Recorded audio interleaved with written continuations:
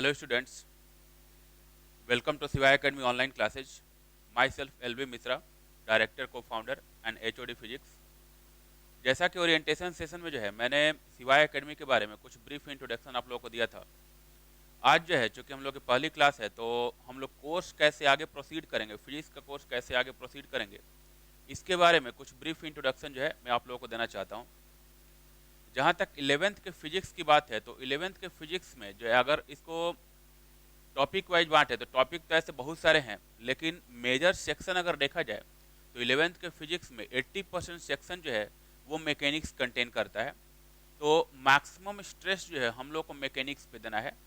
Mechanics है क्या क्या क्या चीज़ें इसमें पढ़नी होती है ये तो मैं डिटेल में आगे बताऊंगा, लेकिन एक टर्म ऐसे ध्यान रखेंगे आप लोग कि मैकेनिक्स जो है मेनली हम लोग को 11th में मैकेनिक्स का पोर्शन डील करना है, ठीक। एंड मैकेनिक्स के अलावा जो दूसरा इंपॉर्टेंट एक टॉपिक होगा हीट एंड थर्मोडाइनमिक्स होगा, जो कि हम लोग सबसे लास्ट में पढ़ेंगे। तो कोर्स स्टार्ट करना है तो उसमें सबसे पहले जो हम लोग कुछ बेसिक पॉइंट डिफाइन करने का ट्राई करेंगे। जैसे मान लो कि अगर मैं ये डिफाइन करूँ कि फिजिक्स में एक्चुअली हम लोग क्या डील करते हैं, तो जहाँ तक फिजिक्स की बात है तो सिंपली हम लोग ये बोल सकते हैं कि फिजिक्स जो है, physics is the branch of science which deals with the nature and the natural phenomena. तो फिजिक्स जो है मेनली नेचर को डील करता है। फिजिक्स में जो है mainly nature and natural phenomena को हम लोग डील करते हैं। And those phenomena are bounded by certain laws. कुछ पार्टिकुलर लॉज के थ्रू जो है, फिजिक्स के लॉ के थ्रू वो बाउंडेड हैं। तो अब जैसे मान लो कि अगर इसको जो है प्रॉपरली डिफाइन करते हैं हम लोग यहाँ पे, तो फिजिक्स की जहाँ तक बात है तो इसमें हम लोग डिफाइन कर सकते हैं कि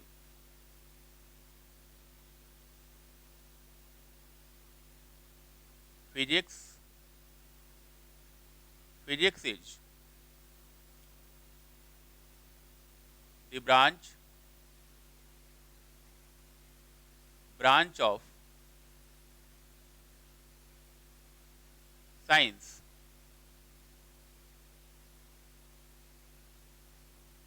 which deals with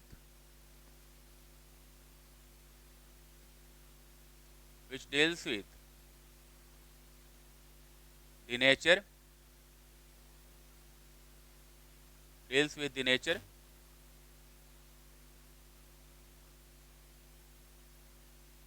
and the natural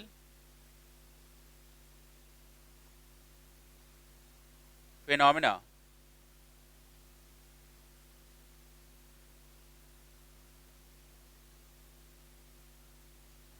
bounded by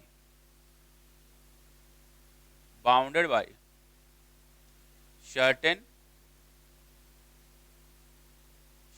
laws along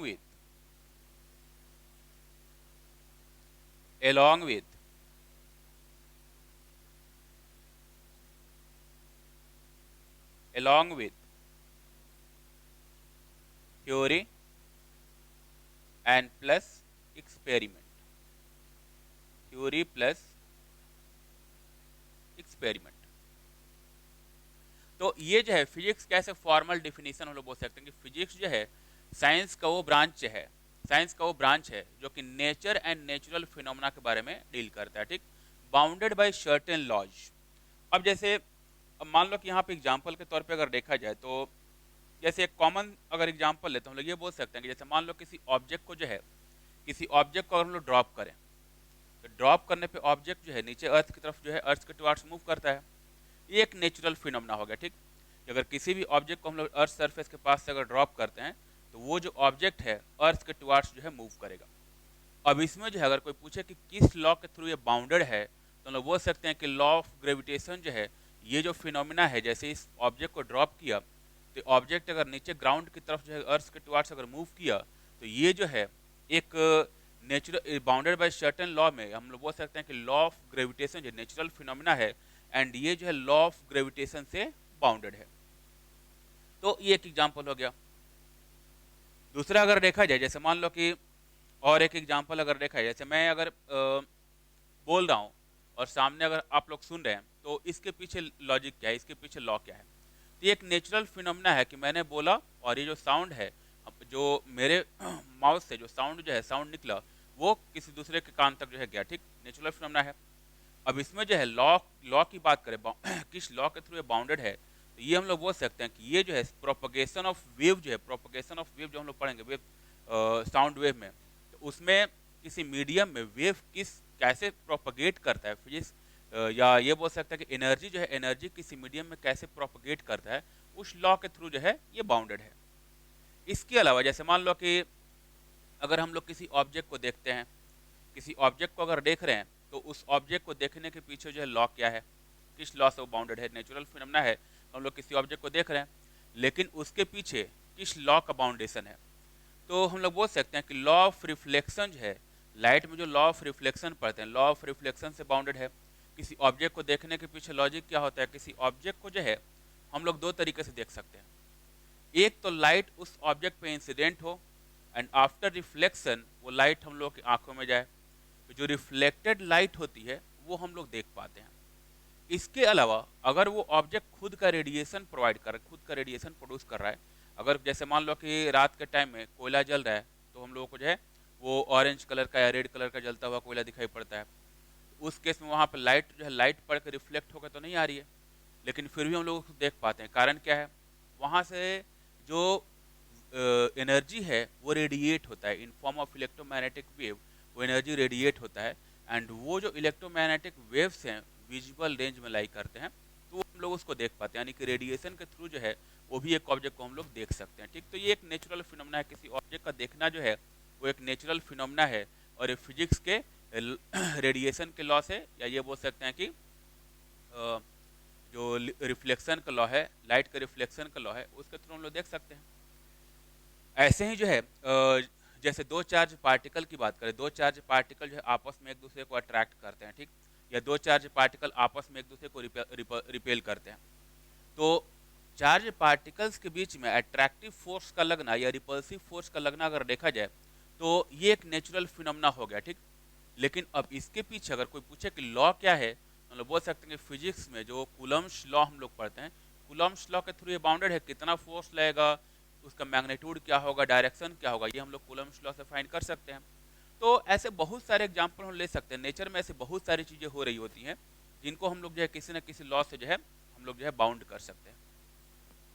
अब जैसे एक और एग्जाम्पल लिया जाए, जैसे मान लो पानी के अंदर, किसी लिक्विड के अंदर कोई ऑब्जेक्ट जो है, कोई सॉलिड जो है अगर फ्लोट कर रहा है, एक नेचुरल फिनोमेना है कि फ्लोटिंग हो रही है, अगर कोई पूछे कि इसके पीछे लॉजिक क्या है, क्या लॉ है, तो हम लोग बोल सकते हैं कि बायंट फोर्स जो है, बायंट फोर्स जो लग रहा है वो इसके पीछे एक लॉजिक हो गया। तो फ्लूइड मैकेनिक्स में जो हम लोग जो है फोर्स ऑफ बायोंसी पढ़ेंगे, तो उसके थ्रू हम लोग ये देखेंगे कि किस कंडीशन में जो है कोई ऑब्जेक्ट फ्लो करता है एंड किस कंडीशन में कोई ऑब्जेक्ट जो है सिंक कर जाता है, ठीक। तो ऐसे मैं बोल सकता हूँ कि बहुत सारे एग्जाम्पल हैं जो कि नेचर में जो है, नेचर में हो रहे होते हैं एंड वो किसी न किसी फिजिक्स के लॉ के थ्रू जो है उनको एक्सप्लेन किया जा सकता है। तो ये हम लोग का एक फिजिक्स का एक ब्रीफ इंट्रोडक्शन हो गया कि फिजिक्स जो है साइंस का वो ब्रांच है जो कि नेचर एंड नेचुरल फिनोमेना को जो है डील करता है and they are bounded by certain laws along with theory plus experiment. मतलब कि जो मैंने नेचुरल फिनोमेना की बात की उनके रिगार्डिंग बहुत सारी थ्योरीज भी हैं एंड एक्सपेरिमेंटली भी बहुत सारी चीज़ें जो हैं वो वेरीफाई की गई हैं। तो ये जो है ये हम लोग का फिजिक्स का जो है ऐसे ब्रीफ इंट्रोडक्शन हुआ। अब जैसे फिजिक्स को कैसे स्टडी किया जाए उस पॉइंट पे आते हैं कि फिजिक्स को हम लोग को स्टडी करना है तो कैसे स्टडी करें। तो फिजिक्स को स्टडी करने के लिए ऐसे बहुत सारे, जैसे मैंने बोला कि they are bounded by certain laws. जब हम लोग लॉ की बात करेंगे तो किसी भी लॉ के लिए कुछ पार्टिकुलर एक्सप्रेशन हम लोग को डिराइव करना होगा, उसको एक्सप्रेस करना होगा। तो किसी भी एक्सप्रेशन, फिजिक्स के किसी भी एक्सप्रेशन को अगर लिखना है या किसी भी लॉ को डिराइव करना है तो उसमें बहुत सारे मैथ्स का जो है, मैथ्स के फॉर्मूले यूज होते हैं, मैथमेटिकल ऑपरेटर्स यूज होते हैं। यानी कि फिजिक्स जो है मैथ्स से इंडिपेंडेंट नहीं है। फिजिक्स जो है बिना मैथ्स के स्टडी करना मुश्किल है। तो हम लोग ये बोल सकते हैं कि जैसे हम लोग को और यहाँ पे फिजिक्स पढ़ना है, लेकिन उसके पहले जो जो एक बोल सकते हैं कि एक जो मिनिमम रिक्वायरमेंट है, जो मैथ्स की मिनिमम रिक्वायरमेंट है, उसको हम लोग को जो है डील करना जरूरी है। तो यहाँ पे फिजिक्स के जो मेन चैप्टर्स हैं, जैसे हम लोग का मेन चैप्टर यहाँ पे स्टार्ट करेंगे वेक्टर से, तो वेक्टर हम लोग का फर्स्ट फिजिक्स का चैप्टर होगा। बट बिफोर वेक्टर हम लोग जो है मैथ्स के वो की पॉइंट देखने का ट्राई करेंगे जो कि हम लोग को फिजिक्स को डील करने के लिए इम्पॉर्टेंट है, ठीक। तो हम लोग का यहाँ पे इस कोर्स में जो फर्स्ट टॉपिक होगा that is basic maths. Basic maths में हम लोग वैसे सारे मैथमेटिकल ऑपरेटर्स, वैसे सारे मैथमेटिकल टूल्स जो हैं उनको स्टडी करेंगे जो कि फिजिक्स के स्टडी में जो है, जो इम्पोर्टेंट जो है रोल प्ले करते हैं, जिनकी रिक्वायरमेंट होती है। ठीक, तो यहाँ पे एक पॉइंट हम लोग ये लिख सकते हैं कि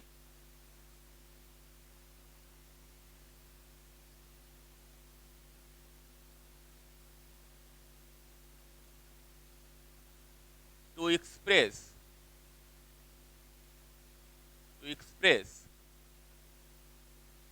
any law of physics, any law of physics, we need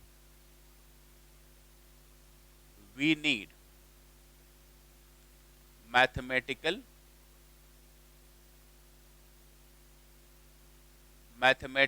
tools. We need mathematical tools. अब मैथमेटिकल टूल्स इसको क्यों बोल रहे हैं? ठीक, पॉइंट ये है, जैसे हम लोग जो है मैकेनिकल टूल्स की बात करते हैं, टूल्स किसको बोलते हैं? टूल वो इक्विपमेंट होते हैं जो हमारे काम को आसान कर दें। तो जैसे मैकेनिकल टूल जो है, मैकेनिकल टूल जैसे हैमर हो गया, तो ऐसे बहुत सारी चीज़ें जो हैं जो कि बहुत सारे मैकेनिकल टूल्स हैं जो कि हम लोग जो है अपने मैकेनिकल वर्क को ईजी करने के लिए यूज करते हैं, तो इसलिए हम लोग को मैकेनिकल टूल बोलते हैं। अब यहाँ पे हम लोग मैथमेटिकल टूल्स बोल रहे हैं। ठीक, मैथमेटिकल टूल्स का मतलब ये है कि हम लोग यहाँ पे पढ़ना है फिजिक्स, एंड फिजिक्स के स्टडी के लिए हम लोग को कुछ जो है बेसिक मैथ्स की रिक्वायरमेंट है। तो मैथ्स के वो मैथमेटिकल ऑपरेटर जो कि फिजिक्स को स्टडी करने में, फिजिक्स को डील करने में जो कि ईजी बनाए, फिजिक्स को डील करना ईजी बनाए, उनको हम लोग क्या बोल रहे हैं? Mathematical tools. तो टूल्स वो हमारे इक्विपमेंट हैं जो कि हमारे काम को ईजी करते हैं। ठीक, हमको ईजीनेस प्रोवाइड करते हैं। तो यहाँ पे चूंकि मैथ्स के ऑपरेटर हैं, मैथ्स के टूल्स हैं, तो इसलिए इनको हम लोग जो है मैथमेटिकल टूल्स बोल रहे हैं। तो मैथमेटिकल टूल्स क्यों रिक्वायरमेंट है कि हम लोग एकदम सिंपल एग्जांपल से समझेंगे। एकदम एक बेसिक एग्जांपल लेते हैं, जैसे मान लो कि फॉर एग्जांपल हम लोग ये चीज़ आगे डिफाइन भी करेंगे। जैसे मुझे एक एक्सप्रेशन लिखना है, फिजिक्स के एक्सप्रेशन जो है, काइनेमेटिक्स का एक एक्सप्रेशन लिखना है। ये हम लोग स्कूल में भी पढ़े हैं कि जैसे अगर मान लो किसी पार्टिकल के डिस्प्लेसमेंट को डिफाइन करना है, तो डिस्प्लेसमेंट ऑफ एनी पार्टिकल अगर डिफाइन करना है तो क्या लिखते हैं? Displacement S equal to u t and plus half a t square. ये स्कूल में पढ़ते हैं हम लोग। S equal to u t plus half a t square जो है, ये एक हम लोग का बेसिक एक्सप्रेशन है।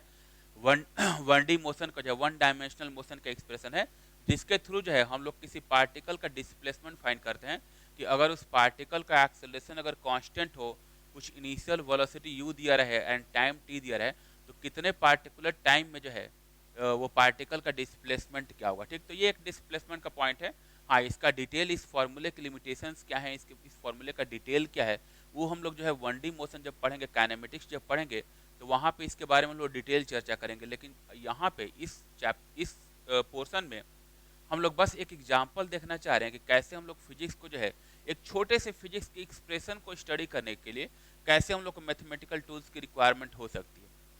अब जैसे मान लो कि इसी एक्सप्रेशन की बात करें, s equal to u t plus half a t square की बात करें, तो इस एक्सप्रेशन में हम लोग देख सकते हैं कि हम लोग इक्वालिटी का साइन यहाँ पे यूज किए हुए हैं। u इंटू टी मल्टीप्लीकेशन, यहाँ पे इसको मल्टीप्लाई किया हम लोग, तो मल्टीप्लीकेशन का साइन यूज हुआ है। यहाँ पे एडिशन का साइन यूज किया हम लोग। यहाँ पे a इंटू टी स्क्वायर है, तो एक मल्टीप्लीकेशन यहाँ पे हो गया, एक मल्टीप्लीकेशन यहाँ पे हो गया। तो इस छोटे से एक्सप्रेशन में हम लोग देख सकते हैं कि बहुत सारे मैथमेटिकल ऑपरेटर्स हम लोग यूज कर रहे हैं। इक्वालिटी का साइन यूज किए हैं, प्रोडक्ट का साइन यूज किया है, मल्टीप्लीकेशन का साइन यूज किए हैं, एडिशन का साइन यूज किए हैं। तो इतने सारे मैथमेटिकल ऑपरेटर्स इस एक्सप्रेशन में यूज हो गए। एंड ये जो मैथमेटिकल ऑपरेटर्स हैं, इन्हीं को हम लोग क्या बोले हैं? Mathematical tools. So they are mathematical tools.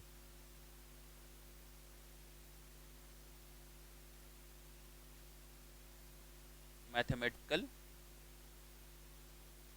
Tools.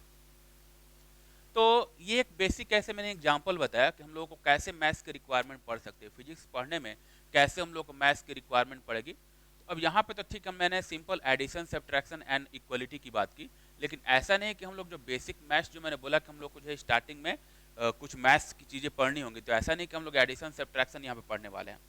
जो हम लोग 10th में चीज़ें पढ़ चुके हैं वो तो हम लोग को आती ही हैं। 10th के अलावा यहाँ पे हम लोग कुछ मैथ्स की वैसे चीज़ें सीखेंगे जो कि हम लोग 10th में नहीं पढ़े हैं, जो कि 11th एंड 12th की मैथमेटिक्स है। तो उनको पहले हम लोग जो है थोड़ा शॉर्ट में समझने का ट्राई करेंगे। ऐसा जो मैं यहाँ पे बेसिक मैथ्स पढ़ाऊंगा, एक्चुअली वो अलग अलग चैप्टर्स हैं, बहुत सारे ऐसे सेक्शन हैं जो कि बड़े बड़े चैप्टर्स हैं, लेकिन हम लोग यहाँ पे पूरा मैथ्स डील नहीं करेंगे। हम लोग केवल उन चैप्टर्स को जो है, उन टॉपिक्स को केवल उतना ही पढ़ेंगे जितना कि फिजिक्स में रिक्वायरमेंट है, जिससे फिजिक्स का काम हो जाए। हम लोग उनको डिटेल में, ऐसा हम लोग को मैथ्स पढ़ना हम लोग का मोटिव नहीं है, इसलिए ऐसा बिल्कुल नहीं करना है कि अगर मैं यहाँ पे कोई टॉपिक लिख रहा हूँ तो ये नहीं सोचना है कि ये तो बहुत सारा चीज़ है, ये से छूट गया, ऐसा छूट गया। हम लोग केवल उतना ही पढ़ना है जितना फिजिक्स में रिक्वायरमेंट है। फिजिक्स के रिक्वायरमेंट से बाहर हम लोग को नहीं जाना है, ठीक। तो टॉपिक चाहे कितना भी ब्रॉड हो, उसको रिक्वायरमेंट बेस्ड ही हम लोग को जो है डील करना है। तो अब जैसे मैंने पहले ही बताया कि यहाँ पे हम लोग को मैथ्स में जो है ऐसा नहीं कि केवल एडिशन सब्ट्रैक्शन पढ़ना है, कुछ वैसे बातें पढ़ कुछ वैसी बातें पढ़नी है जो कि 11th एंड 12th के मैथमेटिक्स में इन्वॉल्व है, 11th एंड 12th के मैथमेटिक्स में आती हैं। तो यहाँ पे जो फर्स्ट हम लोग मैथमेटिकल टूल डिस्कस करेंगे, फर्स्ट जो मैथमेटिकल टूल डिस्कस करेंगे दैट इज फंक्शन। फंक्शन जो है, फंक्शन के बारे में हम लोग जो है डिस्कशन करेंगे, ठीक है।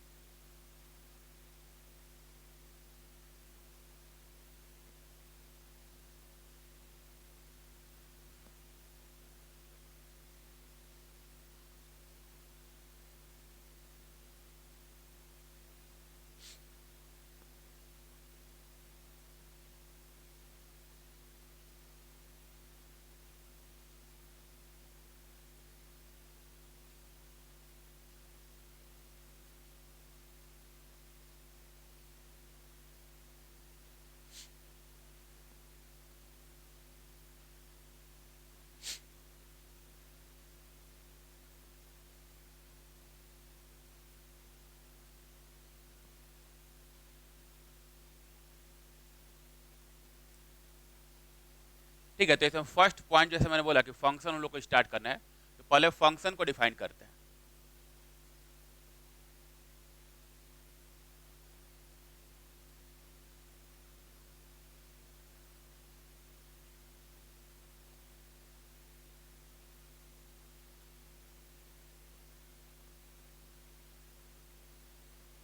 फंक्शन की जहां तक बात है, तो फंक्शन के बारे में हम लोग ये बोल सकते हैं कि फंक्शन जो है एक रिलेशन है, दो क्वांटिटी के बीच में एक रिलेशन है जिसको हम लोग फंक्शन बोल रहे हैं।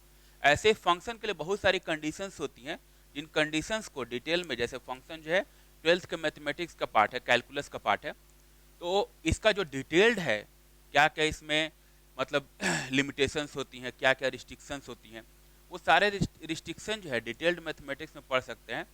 लेकिन हम लोग जो है यहाँ पे फंक्शन को एक बेसिक जो है, बेसिक टर्म में डिफाइन करने का ट्राई करेंगे। तो फंक्शन को सिंपली हम लोग ये बोल सकते हैं कि फंक्शन जो है दो क्वांटिटीज के बीच का एक रिलेशन है, ठीक। उन दोनों क्वांटिटीज में एक को हम लोग बोलते हैं डिपेंडेंट वेरिएबल एंड दूसरे को बोलते हैं इंडिपेंडेंट वेरिएबल। तो फंक्शन जो है dependent variable and independent variable के बीच का एक रिलेशन है। तो अगर फॉर्मल डिफिनीशन पे, अब आगे हम लोग डिफाइन भी करेंगे कि डिपेंडेंट वेरिएबल क्या है या इंडिपेंडेंट वेरिएबल क्या है, लेकिन पहले इसको जो है फॉर्मल एक डिफिनीशन लिखने का ट्राई करते हैं। तो फंक्शन के डिफिनीशन की बात करें तो हम लोग ये बोल सकते हैं कि it is a rule of relationship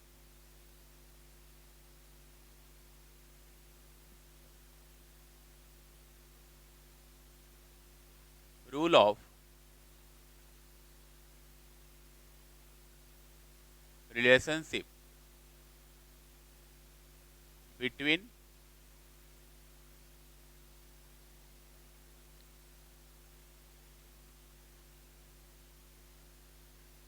between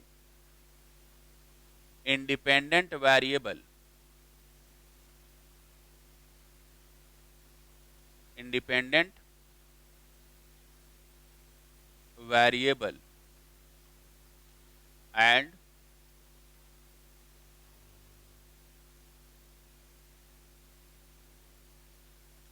and the dependent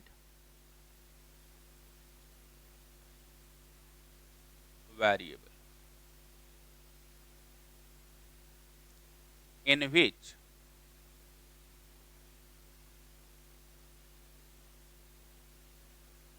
for several inputs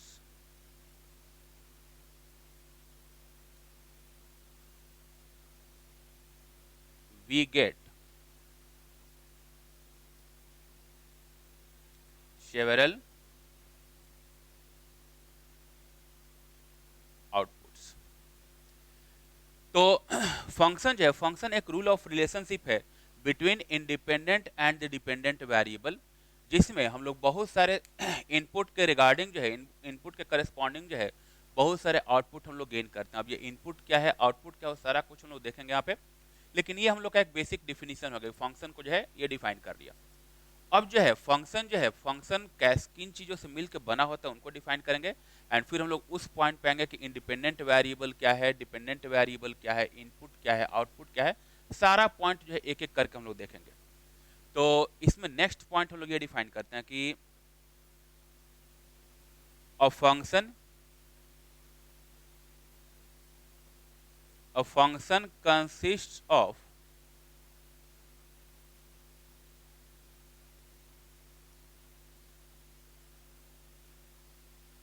two types of terms. A function consists of two types of terms. First is called constant term and second is called variable terms. Constant terms and variable terms means कि function जो है, function दो type के term को मिला के बनता है, constant and variable. अब constant, जैसे constant का मीनिंग तो पता ही है कि अगर कोई भी चीज़ जिसकी वैल्यू चेंज ना होती है, ठीक, तो जिसकी वैल्यू टाइम के साथ जो है, स्पेस के साथ चेंज ना होती हो, दैट इज कॉल्ड कांस्टेंट। तो कोई फंक्शन जो है कांस्टेंट एंड वेरिएबल दो टाइप के टर्म से मिलकर बना होता है, तो उन दोनों टर्म्स को डिफाइन करते हैं यहाँ पे। तो फर्स्ट डिफाइन किया constant term,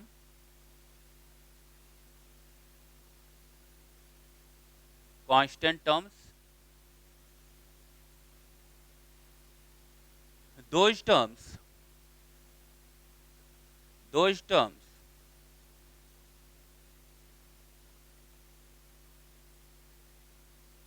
whose values are fixed। वैसी टर्म्स जिनकी वैल्यू फिक्स हो उनको क्या बोलेंगे, कांस्टेंट टर्म्स। जैसे इसमें एग्जांपल हो जाएगा एनी नंबर, ऑल नंबर्स में कोई भी इंटीजर हो गया, फ्रैक्शन हो गया, कोई भी नंबर जो है, पॉजिटिव नंबर, नेगेटिव नंबर, वो सारे नंबर्स जो है कांस्टेंट होते हैं। तो जैसे 1 ले लेंगे, 1 जो है 1 हो गया, 2 हो गया, 0 हो गया, -1 हो गया, -5 हो गया, पाई हो गया, एक्सेट्रा। तो कोई भी अगर नंबर है तो नंबर जो है कांस्टेंट होगा, ठीक। तो ऑल नंबर्स जो है कांस्टेंट में आएंगे। इसके अलावा, इन नंबर्स के अलावा भी फिजिक्स में कुछ कांस्टेंट हम लोग यूज करते हैं, उनको हम लोग आगे देखें। या एक एग्जांपल देख लेते हैं। जैसे लॉ ऑफ ग्रेविटेशन जब हम लोग डिफाइन करते हैं, तो लॉ ऑफ ग्रेविटेशन में ध्यान होगा कि अगर दो ऑब्जेक्ट जो है, दो ऑब्जेक्ट हैं, दो मास के ऑब्जेक्ट हैं, m1 m2, अगर दो मासेज हैं एंड दोनों के बीच में अगर सेपरेशन r है, तो उनके बीच में ग्रेविटेशनल अट्रैक्शन फोर्स जो है लगता है, ठीक, ग्रेविटेशनल अट्रैक्शन फोर्स लगता है। And according to Newton's law of gravitation, उनके बीच जो ग्रेविटेशनल अट्रैक्शन फोर्स लगेगा, उस एक्सप्रेशन हम लोग क्या डिफाइन करते हैं, Gm1 m2 by R square, Gm1 m2 by R square. तो उसमें जो G होता है, कैपिटल G जो होता है, वो एक पार्टिकुलर कांस्टेंट है, that is called universal gravitational constant. तो फिजिक्स का लॉ है एंड उसमें कांस्टेंट टर्म आ गया G, कैपिटल G, तो एक यूनिवर्सल ग्रेविटेशनल कांस्टेंट हो गया। तो उसकी वैल्यू जो है हमेशा फिक्स होती है। तो ऐसे बहुत सारे हैं, यूनिवर्सल गैस कांस्टेंट हम लोग यूज करते हैं, प्लैंक्स कांस्टेंट यूज करते हैं। तो ऐसे बहुत सारी चीज़ें हैं जिनकी वैल्यू फिक्स होती है, ठीक। तो वो सारे टर्म्स जो है वो कांस्टेंट टर्म में आते हैं। तो दूसरा एग्जांपल ये हो जाएगा, capital G universal gravitational constant,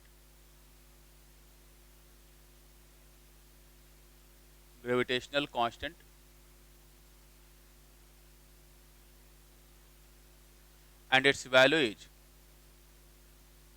6.67 into 10 to the power minus 11 newton metre square पर केजी स्क्वायर। एसआई में अगर इसकी बात करें, एसआई यूनिट्स में अगर कैपिटल जी की बात करें, कैपिटल जी की वैल्यू की बात करें, तो it is equal to 6.67 into 10 to the power minus 11 newton metre square पर केजी स्क्वायर। तो ऐसे जो है कांस्टेंट टर्म्स को हम लोग डिफाइन कर सकते हैं। फिजिक्स में ऐसे बहुत सारे एक्सप्रेशन है जिसमें कांस्टेंट्स का यूज होता है। तो सिंपली ये समझना होगा हम लोग को कि कांस्टेंट टर्म्स वो टर्म्स हैं जिनकी वैल्यू हमेशा फिक्स हो, जिनकी वैल्यू चेंज ना होती हो। ठीक, एक और एग्जांपल ले सकते हैं, जैसे हम लोग जो है अभी एक्सप्रेशन लिखे थे s equal to u t plus half a t square. S equal to u t plus half a t square में जैसे हाफ हम लोग टर्म यूज किए, ठीक, तो हाफ उसमें नंबर आ गया, यानी कि वो जो नंबर है, चाहे डिस्प्लेसमेंट किसी भी ऑब्जेक्ट का अगर फाइंड करना है, किसी भी केस में अगर किसी भी कांस्टेंट एक्सेलरेशन वाले केस में अगर मुझे डिस्प्लेसमेंट फाइंड करना है, तो जो मैं एक्सप्रेशन में हाफ की टर्म लिखा हूँ वो हाफ की टर्म तो हमेशा बनी रहेगी, यानी कि वो कांस्टेंट चेंज नहीं होगा। टाइम चेंज हो सकता है, जो इनिशियल वेलोसिटी है वो डिफरेंट डिफरेंट ले सकते हैं हम लोग डिफरेंट डिफरेंट ऑब्जेक्ट के लिए, एक्सेलरेशन डिफरेंट हो सकता है अलग अलग ऑब्जेक्ट के लिए, लेकिन उस एक्सप्रेशन में जो हाफ ए टी स्क्वायर की टर्म आ रही है, हाफ की टर्म हमेशा क्या रहेगी, सेम रहेगी। यानी कि किसी पार्टिकुलर एक्सप्रेशन में अगर कोई कांस्टेंट टर्म आ रहा है तो वो कांस्टेंट टर्म चेंज नहीं होगा। तो फंक्शन में मैंने बोला कि ये जो है फंक्शन दो टाइप के टर्म से मिलकर बना होता है। एक है कांस्टेंट टर्म, तो कांस्टेंट टर्म का मीनिंग क्या हुआ ये समझ में आ गया। दूसरा है variable terms. Second is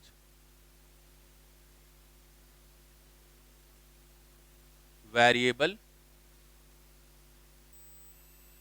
terms.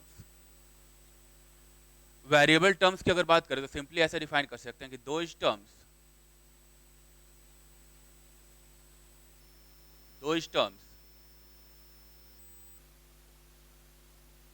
whose value are not fixed,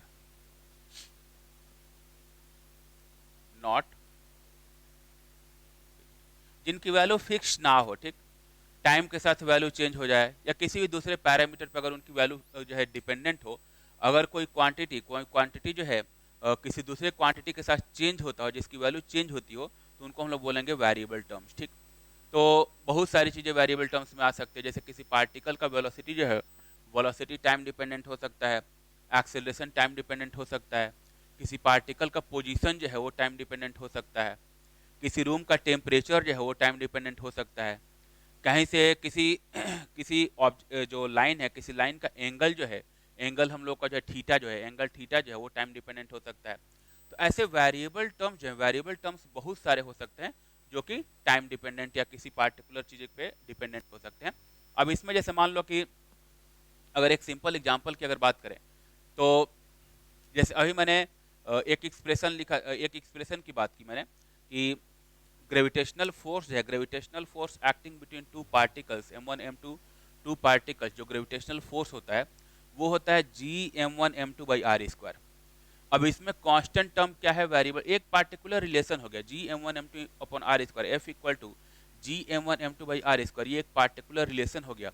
and इस रिलेशन में अगर मैं कांस्टेंट एंड वेरिएबल की बात करूँ तो बोल सकते हैं कि कैपिटल जी जो है ये हम लोग का एक कांस्टेंट टर्म हो गया, m1 m2 एंड r ये वेरिएबल हो सकते हैं, मासेज चेंज कर सकते हैं। पार्टिकल जो है, जिन दो पार्टिकल्स के बीच में हम लोग फोर्स फाइंड करना चाह रहे हैं, अगर मैं पार्टिकल्स को फिक्स कर दूं तो उनका मास फिक्स हो गया, तो उस केस में सेपरेशन चेंज कर सकते हैं। सेपरेशन जब चेंज करेंगे तो उनके बीच का फोर्स चेंज हो जाएगा, यानी कि सेपरेशन जो है वो हम लोग का एक वेरिएबल टर्म हो गया। तो ऐसे बहुत सारे वेरिएबल टर्म हम लोग वैसे बहुत सारी चीज़ें डिफाइन कर सकते हैं जो कि वेरिएबल हो सकते हैं। ठीक, तो एक्स वाई जेड थीटा कुछ भी वेरिएबल्स को हम लोग मान सकते हैं।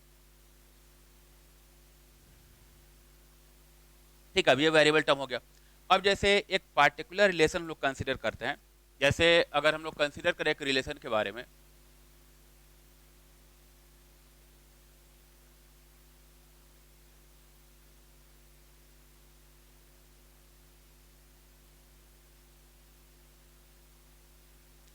जैसे मान लो कि एक रिलेशन में यहाँ पे डिफाइन कर रहा हूँ, y equal to x square plus 1, ये एक रिलेशन मैंने डिफाइन कर दिया। ठीक, अब यहाँ पे x और y कुछ भी हो सकता है, तो x और y दो क्वांटिटी हैं जो कि आपस में रिलेटेड हैं। तो यहाँ पे अगर y equal to x square plus 1 की बात करें तो हम लोग बोल सकते हैं कि y जो है x पे डिपेंडेंट है। जो एक्सप्रेशन लिखा हुआ है उसके उसके करस्पॉन्डिंग हम लोग बात करें तो बोल सकते हैं कि y जो है x पे डिपेंडेंट है। तो हियर y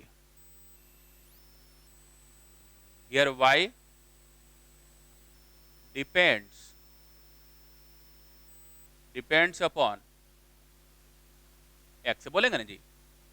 तो y x पर डिपेंडेंट है तो y डिपेंड्स अपॉन x। अब जो डिपेंडेंसी की बात है, डिपेंडेंसी जो है एक क्वांटिटी का दूसरे क्वांटिटी पर जो डिपेंडेंसी है, that relation is called function. तो अगर यहाँ पे y x पे डिपेंडेंट है तो मैं बोल सकता हूँ कि y is a function of x। अगर y x पे डिपेंडेंट है तो y is a function of x। जैसे मान लो किसी पार्टिकल का पोजीशन जो है, किसी पार्टिकल का पोजीशन, जैसे पोजीशन अगर x कोऑर्डिनेट माने, कोई पार्टिकल अगर x कोऑर्डिनेट, x और y कोऑर्डिनेट शायद पता होगा सबको। तो अगर x कोऑर्डिनेट किसी पार्टिकल का टाइम के साथ चेंज हो रहा है, ठीक, तो टाइम के साथ अगर x कोऑर्डिनेट चेंज होगा तो हम लोग क्या बोलेंगे कि x coordinate of the particle is a function of time. Time पे डिपेंडेंट है, टाइम के साथ तो कोऑर्डिनेट चेंज हो रहा है। तो अगर किसी पार्टिकुलर कोई भी जो है, कोई क्वांटिटी किसी दूसरे क्वांटिटी पर अगर डिपेंडेंट है तो जिस जिस रिलेशन के थ्रू वो डिपेंडेंट होगा, that relation is called function. तो यहाँ पे y जो है x पर डिपेंडेंट है तो हम लोग बोलेंगे कि y is a function of x। That means y is a function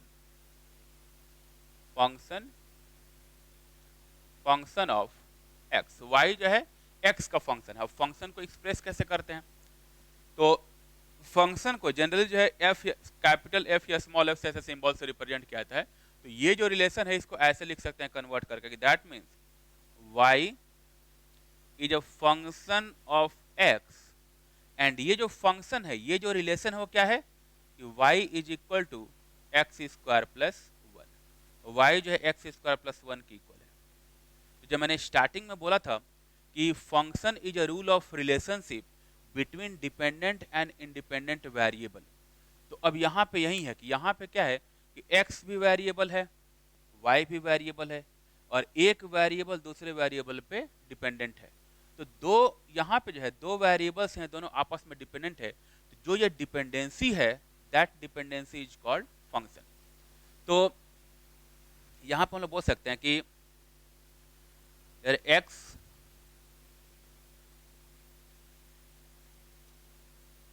is a variable, y is also variable, but जो x है इसको बोलेंगे इंडिपेंडेंट वेरिएबल। पॉइंट ये है कि यहाँ पे x को अगर मैं 0 रखता हूँ तो y 1 हो जाएगा, x को अगर मैं 1 रखता हूँ तो y 2 हो जाएगा, x को अगर मैं 2 रखूँ तो y 5 हो जाएगा, x को अगर 3 रखेंगे तो y 10 हो जाएगा। तो x की वैल्यू जैसे जैसे चेंज करते जाते हैं वैसे वैसे y की वैल्यू चेंज होते जा रही है, ठीक। यानी कि हम लोग ये बोल सकते हैं कि x जो है यहाँ पे इंडिपेंडेंटली वैरी कर रहा है, ठीक, अपने हिसाब से x वैरी कर रहा है, लेकिन y इंडिपेंडेंट नहीं है। y का वेरिएशन जो है, दोनों वेरिएबल हैं, x भी वेरिएबल है और y भी वेरिएबल है, लेकिन y का जो वेरिएशन है, y जो वैरी कर रहा है वो टोटली किस पे डिपेंडेंट है, x पे डिपेंडेंट है। y जो है फुल्ली x पे डिपेंडेंट है। तो x और y दोनों वेरिएबल हैं, तो जो इंडिपेंडेंटली वैरी कर सकता है उसको बोल रहे हैं इंडिपेंडेंट वेरिएबल, एंड जो उस पर डिपेंडेंट है उसको बोल रहे हैं डिपेंडेंट वेरिएबल। तो यहाँ पे जो रिलेशन हम लोग लिखे हैं उसके corresponding here x is an independent variable and y is a dependent variable.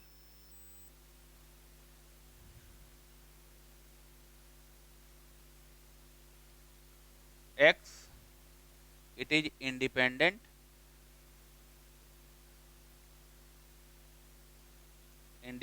variable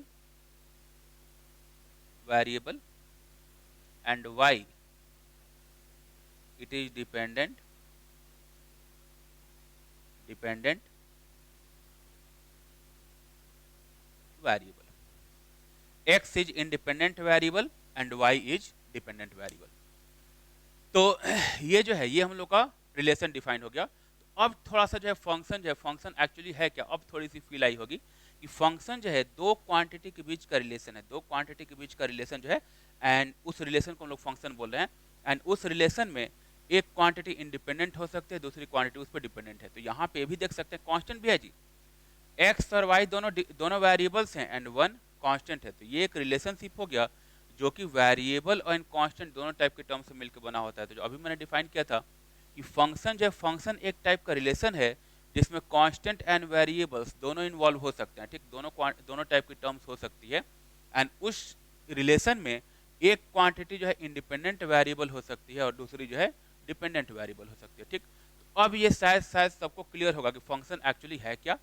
तो function is a rule of relationship between independent and dependent variable, जिसमें कांस्टेंट टर्म्स हो सकती है एंड वेरिएबल टर्म्स भी हो सकती है, ठीक। आइडिया होगा सबको ये चीज। अब जो है, अब इस रिलेशन को अगर मैं यहां पे ड्रॉ करूं तो जैसे मान लो कि ये हम लोग का x जो है x क्वांटिटी हो गया, इसको एक रिलेशन जो है, जो हम लोग फंक्शन डिफाइन किया, फंक्शन एक रिलेशन है, उस रिलेशन के अंदर पुट किया। एंड ये रिलेशन है क्या, एक्स स्क्वायर प्लस वन, यह रिलेशन है ना जी। तो हम लोग को क्या मिल रहा है, y मिल रहा है। तो x को इस फंक्शन के अंदर, इस रिलेशन के अंदर पुट किए तो हम लोग को y मिला। यहाँ पे जो x है इसको बोलते हैं हम लोग इनपुट। फंक्शन के अंदर जिसको प्लेस करते हैं दैट इज कॉल्ड इनपुट। ये हो गया हम लोग का इनपुट। एंड इस फंक्शन के अंदर प्लेस करने के बाद जो भी बाहर हम लोग को मिले दैट इज कॉल्ड आउटपुट। तो जो y है ये हम लोग का क्या हो गया, आउटपुट। तो x is the input and y is the output. अब फॉर वेरियस इनपुट क्या क्या आउटपुट्स हो सकते हैं इसको देख लेते हैं। तो जैसे मान लो कि x जो है, x अगर मैं 1 रखता हूं, यहाँ पे अगर x की वैल्यू या 0 से स्टार्ट करें, x अगर मैं 0 रखता हूं तो यहाँ पे रखेंगे तो रिलेशन में क्या हो जाएगा, 0 square n plus 1, 0 square 0 n plus 1, यानी कि आउटपुट क्या मिलेगा 1। तो ये जो है यहाँ से इसको पुट किए तो ये हम लोग को मिला। ऐसे ही मान लो कि अगर मैं x को 1 प्लेस करता हूं, x को अगर 1 पुट करेंगे तो ये होगा 1 का स्क्वायर एंड प्लस 1, आउटपुट क्या मिल जाएगा 2। अगर x को 2 पुट करें तो 2 का स्क्वायर प्लस 1, इनपुट मतलब जो भी x के जगह पे आ रहा है उसकी वैल्यू पुट करते जाते हैं। तो यहाँ पे एक बार इनपुट 0 पुट किया, एक बार 1 पुट किया, एक बार 2 पुट किया, तो यहाँ पे इनपुट प्लेस करते जाते हैं और इसके करस्पॉन्डिंग हम लोग को आउटपुट मिलते जा रहा है। तो 2 स्क्वायर प्लस 1 ये हो जाएगा 4 प्लस 1 5। अगर यहाँ पे इनपुट 3 प्लेस करते हैं तो 3 का स्क्वायर एंड प्लस 1 9 प्लस 1 10 हो जाएगा 10। 4 अगर प्लेस करें तो 4 का स्क्वायर प्लस 1 16 प्लस 1 ये हो जाएगा 70। ठीक है, तो पॉइंट ये है कि फंक्शन जो है, फंक्शन हम लोग का एक टाइप का रिलेशन है, एक डिफिनिट फिक्स रिलेशन है, ठीक है, एक पार्टिकुलर फिक्स जो है फिक्स सेट ऑफ रिलेशन है जिसमें हम लोग कोई भी एक कुछ इनपुट अगर पुट करें तो उसके करस्पॉन्डिंग हम लोग को फिक्स आउटपुट मिलता है, ठीक। तो ये हम लोग के सारे इनपुट हो गए एंड इसके करस्पॉन्डिंग वो हम लोग का आउटपुट हो गया। अब जो है ये जो इनपुट एंड आउटपुट जो हम लोग प्लेस किए हैं इनके करस्पॉन्डिंग जो है दो टर्म्स और हम लोग डिफाइन करेंगे एंड वो टर्म्स है domain and range. Collection of all the inputs, यहाँ पे जो भी इनपुट प्लेस कर रहे हैं, जो x की वैल्यू यहाँ प्लेस कर रहे हैं उनको क्या बोल रहे हैं, उनको बोलते हैं हम लोग डोमेन, ठीक। तो किसी भी फंक्शन का डोमेन एंड रेंज जो है ये हम लोग डिफाइन कर सकते हैं। ऐसे फंक्शन में बहुत सारी कंडीशंस होती हैं, वो सारा डोमेन एंड रेंज की जो फंक्शन में कंडीशन आगे अगर पढ़ोगे मैथ्स में तो उसके डिटेल्ड में हम लोग नहीं जाएंगे। यहाँ पर हम लोग एकदम सिंपलेस्ट वे जो हो सकता है डिफाइन करने का उससे जा रहे हैं, ठीक। तो मैं सिंपलेस्ट अगर देखा जाए, सिंपलेस्ट वे अगर देखा जाए तो ये बोल सकते हैं कि collection of all the inputs for any given function collection of all the inputs is called domain. जो इनपुट्स का कलेक्शन है इनको क्या बोलते हैं? Domain. And collection of all the outputs is called range. तो डोमेन क्या है एंड रेंज क्या है, दोनों को डिफाइन करते हैं अभी हम लोग।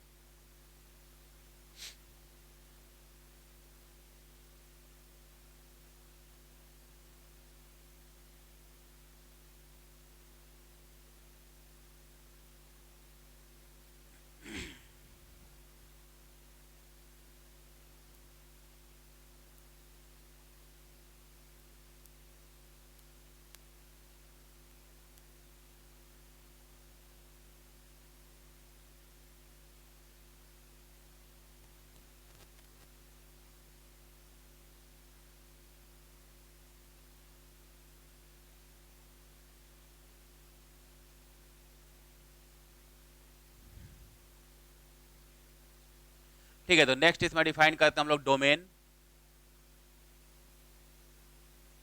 Domain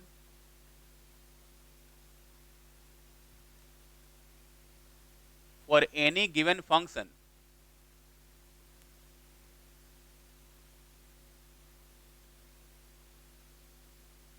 for any given function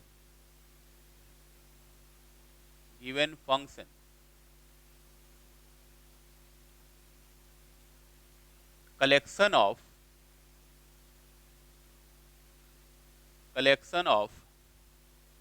all the inputs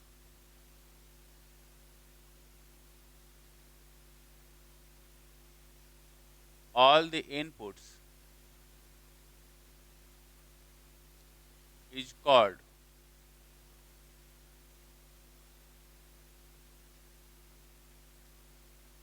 domain.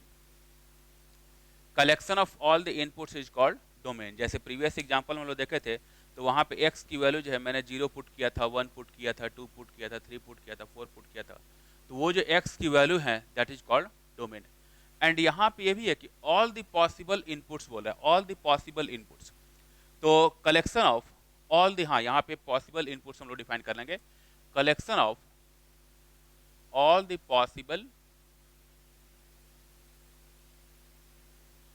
Possible inputs is called domain. तो पॉसिबल इनपुट्स का मतलब क्या है? जैसे हम लोग का पिछला रिलेशन था y equal to x square plus 1। अगर मैं ये बोल दूं कि ये जो रिलेशन है it is valid for all real numbers, number system थोड़ा बहुत आइडिया होगा। तो अगर मैं इस रिलेशन के बारे में ये बोलूं कि y equal to x square plus 1 is valid for all real numbers, means कि अब वहाँ पे x का जो इनपुट, जो x की जगह पे जो इनपुट प्लेस कर रहे हैं वो कोई भी रियल नंबर हो सकता है। अगर कोई भी रियल नंबर हो सकता है तो माइनस इन्फिनिटी से प्लस इन्फिनिटी को जा सकता है। तो ठीक है, उस पॉइंट पर हम लोग आएंगे यहाँ पे। Collection domain is the collection of all the possible inputs. ऐसे ही रेंज डिफाइन कर रहे हैं हम लोग। रेंज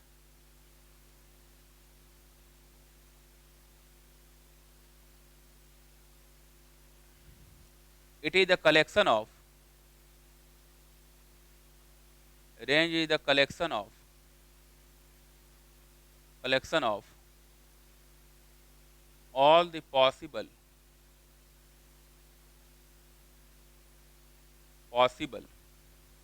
corresponding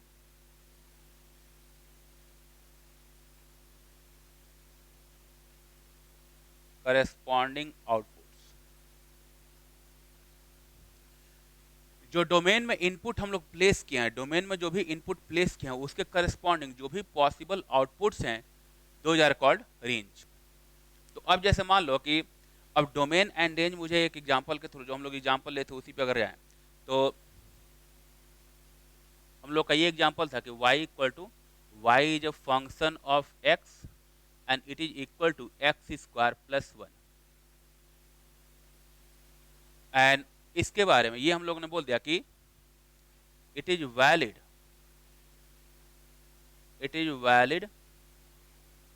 फॉर ऑल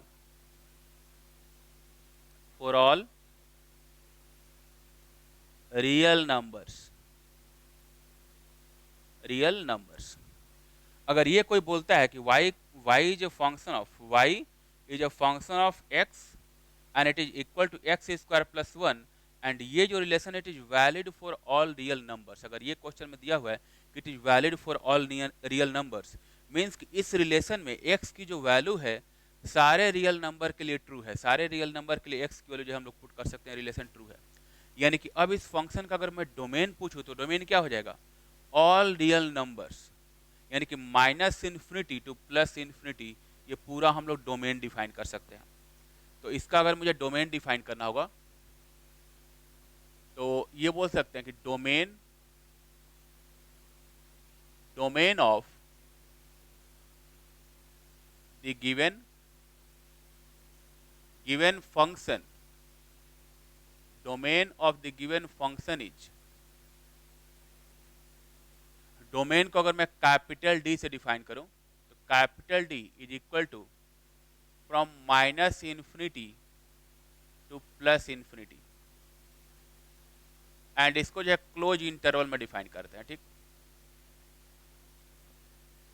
तो ये जो ओपन इंटरवल जो है ओपन इंटरवल ऐसे डिफाइन कर दिया, तो माइनस इन्फिनिटी से प्लस इन्फिनिटी तक जो है वैल्यू जा सकती है। अब यहाँ पे ओपन इसलिए कर रहे हैं क्योंकि इन्फिनिटी जो है, इन्फिनिटी का कुछ लिमिट तो है नहीं, ये इन्फिनिटी कहाँ तक गया और ये इन्फिनिटी कहाँ तक गया, इसका कोई लिमिट तो है नहीं, तो इसीलिए इसको जो है ओपन इंटरवल में हम लोग जो है प्लेस कर रहे हैं। ठीक, अब जो है, अब जैसे मान लो कि अगर मैं रेंज की बात करूं, अगर ये माइनस इन्फिनिटी से प्लस इन्फिनिटी के लिए वैलिड है, एक्स की जो वैल्यू है अगर वो माइनस इन्फिनिटी से प्लस इन्फिनिटी तक हो सकती है, तो उसके करस्पॉन्डिंग वाई की वैल्यू क्या क्या हो सकती है। ठीक, उसी को हम लोग रेंज बोल रहे हैं कि जो हम लोग इनपुट प्लेस कर रहे हैं, इनपुट के करस्पॉन्डिंग आउटपुट क्या क्या है। ठीक, करस्पॉन्डिंग जो है, अब करस्पॉन्डिंग आउटपुट्स क्या है, collection of all corresponding outputs हम लोग बोल रहे हैं कि वो हम लोग का जो है रेंज है।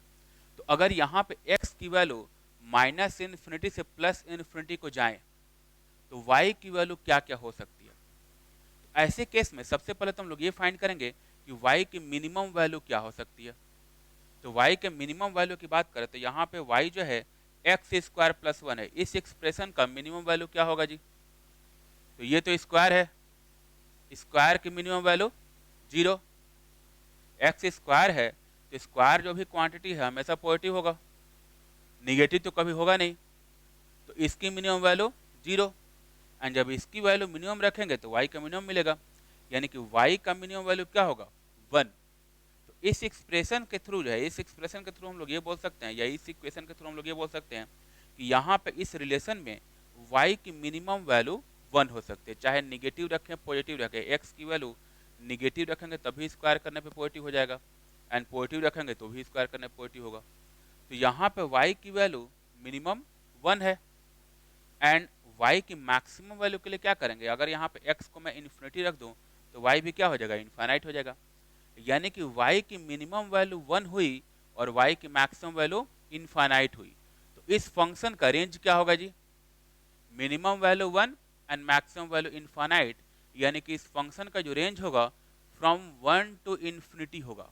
एंड अब यहाँ पे 1 जो है 1 पे क्लोज इंटरवल होगा, क्योंकि 1 के नीचे जो है ये वैल्यू नहीं जा रही है, यहाँ पे ओपन इंटरवल हम लोग नहीं लगाएंगे, 1 के इक्वल हो सकता है एंड 1 से ज़्यादा हो रहा है। ठीक, तो यहाँ पे रेंज अगर मैं डिफाइन करूँ तो करस्पॉन्डिंग रेंज हम लोग डिफाइन करेंगे, दैट मीन्स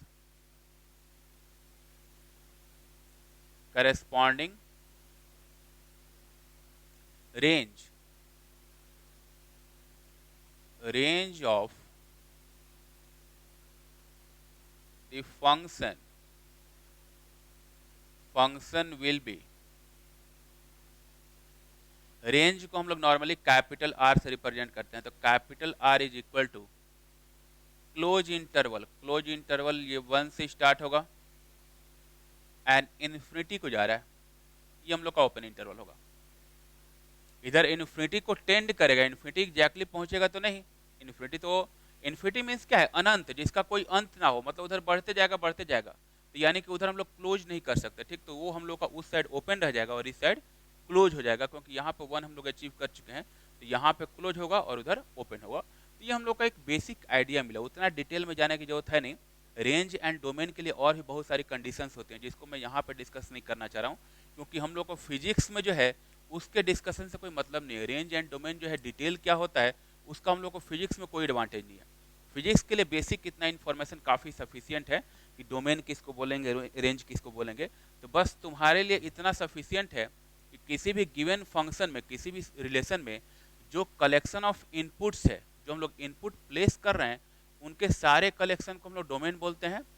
एंड उनके करस्पॉन्डिंग जो भी आउटपुट आता है वो सारा कलेक्शन जो हम लोग का है वो रेंज बोलते हैं। ठीक, इतना बस ध्यान रखना। इसके अलावा रेंज क्या है, डोमेन क्या है, कोई मतलब नहीं है। ठीक, एकदम उसको जो है इग्नोर करना है। अगर कोई पूछे भी कि रेंज इतना ही नहीं होता और भी कुछ चीज़ें होती हैं, इग्नोर इट, इग्नोर करना है बस उसको। ठीक, क्योंकि जब भी तुम 12th में पढ़ोगे डिटेल, जब तुम फंक्शन चैप्टर पढ़ोगे तो वहाँ पे जितनी भी वैरायटी होगी, जितना भी वेरिएशन हो सकता है रेंज के कैलकुलेशन में, डोमेन के कैलकुलेशन में, वो सारा वेरिएशन जो है, रेंज के बहुत सारे कैलकुलेशन के मेथड्स होते हैं, तो सारा वेरिएशन वहाँ पे तुम लोगों को बताया जाएगा।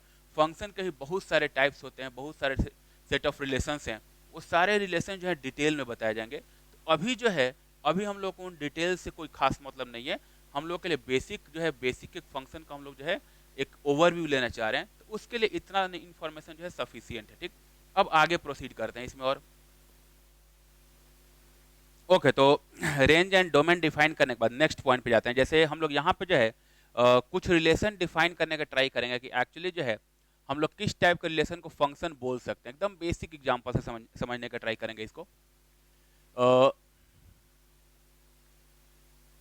सम एग्जांपल्स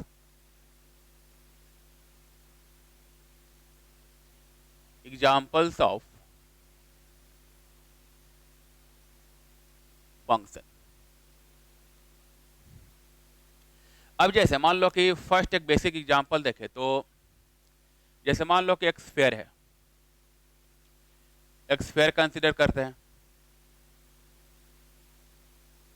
इस स्फीयर का रेडियस जो है, रेडियस अगर r डिफाइन करते हैं, तो इस स्फीयर का अगर कोई मैं वॉल्यूम बोलूं, वॉल्यूम वॉल्यूम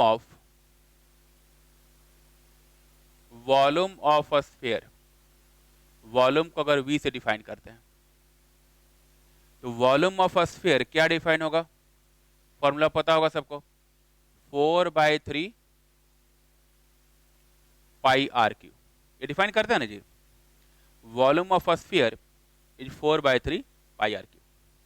अब ये एक रिलेशन हो गया, किसी स्फीयर के वॉल्यूम एंड उसके रेडियस में एक रिलेशन मैंने लिख दिया कि volume of a sphere is equal to 4/3 pi R cube. अब जो भी रिलेशन है, मैंने क्या बोला कि फंक्शन जो है दो क्वांटिटीज के बीच का एक रिलेशन है। ठीक, उसमें कांस्टेंट एंड वेरिएबल्स दोनों आ सकते हैं। इस रिलेशन की अगर बात करें कि volume of a sphere is equal to 4/3 pi R cube, 4/3 is a constant quantity, pi is a constant quantity, numbers हैं दोनों। रेडियस जो है, रेडियस चेंज हो सकता है। यहाँ पे तो एक पार्टिकुलर रेडियस के लिए मैंने स्फीयर ड्रॉ किया है, लेकिन जैसे जैसे इस स्फीयर का रेडियस चेंज करेंगे ये वैल्यू चेंज होगी, एंड अगर यहाँ पे ये वैल्यू चेंज होगी तो वॉल्यूम भी तो चेंज होगा ना जी। यानी कि किसी स्फीयर के रेडियस को अगर हम लोग चेंज करें तो उस स्फीयर का वॉल्यूम चेंज हो सकता है। तो अगर कोई पूछे कि किसी स्फीयर का वॉल्यूम किस चीज पे डिपेंडेंट होता है, तो क्या हम लोग 4/3 बोलेंगे क्या, या पाई बोलेंगे क्या? नहीं, 4/3 कांस्टेंट है, पाई कांस्टेंट है, तो उन पे कुछ डिपेंडेंसी नहीं है, वो कांस्टेंट है, हमेशा आएगा, फिक्स है, वहां पे उसकी वैल्यू कभी चेंज नहीं होगी। चेंज किसकी वैल्यू हो रही है? आर की। तो आर जो है हम लोग ये बोल सकते हैं कि volume of a sphere depends upon the radius of the sphere. ठीक, वॉल्यूम जो है, किसी स्फीयर का वॉल्यूम जो है उसके रेडियस पे डिपेंड करता है। ठीक, तो अगर रेडियस पे डिपेंडेंट है तो अब यहाँ पे जो जो रिलेशन मैंने लिखा उसके रिगार्डिंग हम लोग ये बोल सकते हैं कि volume is a function of radius, volume of a sphere is a function of radius. नहीं, तो इस रिलेशन को कैसे डिफाइन कर सकते हैं कि that means volume v is a function of radius, and ये फंक्शन, ये रिलेशन है क्या, v equal to 4/3 pi R cube. ये रिलेशन हो गया जी। अब यहाँ पे रेडियस जो है इंडिपेंडेंट वेरिएबल हो गया एंड वॉल्यूम डिपेंडेंट वेरिएबल हो गया। रेडियस को इंडिपेंडेंटली मैं वेरी करूंगा तो उसके उसके करस्पॉन्डिंग वॉल्यूम जो है, वॉल्यूम भी वेरी करेगा। तो रेडियस जो है इंडिपेंडेंट वेरिएबल एंड जो जो वॉल्यूम है वो डिपेंडेंट वेरिएबल। अब इस रिलेशन को, जो मैंने यहाँ पर रिलेशन डिफाइन किया, इसको लिखने का एक और तरीका है। अगर फंक्शन या कहीं पे कोई रिलेशन डिफाइन करना है तो जो यहाँ पे ये टर्म मैं लिख रहा हूं इसको अदर वे में ऐसे भी डिफाइन कर सकते हैं कि और volume is a function of radius, ऐसे भी लिख सकते हैं जी, volume is a function of radius. ये रिलेशन लिख लिया यहाँ पे कि वॉल्यूम जो है रेडियस का फंक्शन है, एंड वो फंक्शन है क्या, वो रिलेशन है क्या, 4/3 पाई आर क्यू। तो ये रिलेशन ऐसे लिखें या ऐसे लिखें कोई फर्क नहीं पड़ेगा, दोनों सेम चीज है। Volume is a function of radius and ये रिलेशन ये दे रखा है, या इसी को डायरेक्टली हम लोग ऐसे बोल सकते हैं कि volume is a function of radius and that is equal to 4/3 pi R cube. तो वॉल्यूम जो है रेडियस का फंक्शन हो गया, तो एक रिलेशन मैंने डिफाइन कर दिया, एक फंक्शन मैंने डिफाइन कर दिया, ठीक। ऐसे ही आगे अगर देखा जाए एक दो और एग्जांपल देख सकते हैं।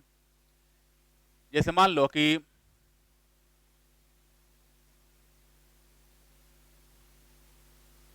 अगर किसी सर्कल का जो है एरिया मुझे फाइंड करना है, एरिया ऑफ ए सर्कल, एक सर्कल मैंने ड्रॉ किया, इस सर्कल का रेडियस जो है रेडियस आर मान लेते हैं। नाउ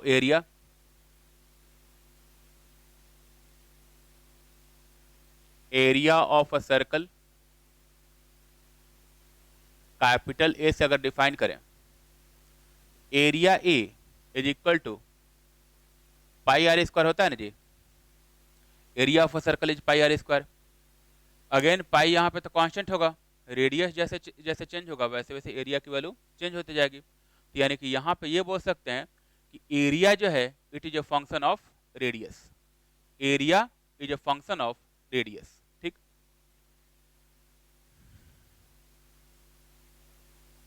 एंड यहाँ भी रेडियस जो है रेडियस को इंडिपेंडेंट वेरिएबल बोल सकते हैं, एंड जो एरिया है इसको डिपेंडेंट वेरिएबल बोल सकते हैं।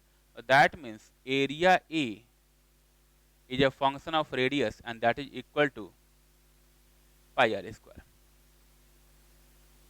ऐसे डिफाइन कर सकते हैं, ठीक है। तो ये भी पॉइंट समझ में आया होगा।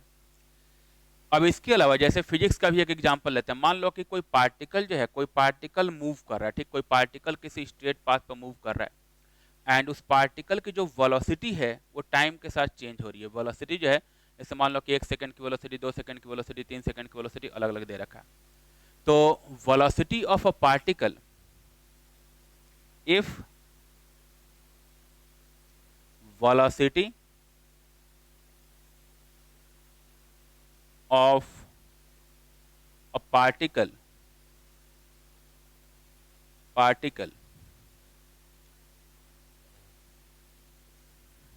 is given as velocity v equal to, suppose ये रिलेशन दे रखा है 3t n plus 4t square, ये किसी पार्टिकल की वेलोसिटी डिफाइन कर दिया, ठीक। तो 3t प्लस 4t स्क्वायर ये किसी पार्टिकल की वेलोसिटी है।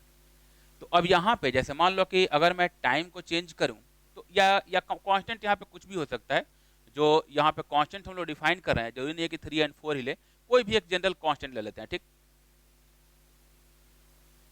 तो जैसे मान लो कि यहाँ पे रिलेशन डिफाइन किया कि A T and plus B T square, A and B are any constant. तो अगर किसी पार्टिकल की velocity A T plus B T square है, अब यहाँ पे ए और बी कांस्टेंट है, इनकी वैल्यू हमेशा फिक्स रहेगी, लेकिन टाइम जैसे जैसे चेंज करेंगे वैसे वैसे इस पार्टिकल की वेलोसिटी चेंज होते जा रही है। यानी कि हम लोग ये बोल सकते हैं कि velocity of the particle depends upon time. Velocity जो है, इस पार्टिकल की वेलोसिटी जो है ये टाइम डिपेंडेंट है।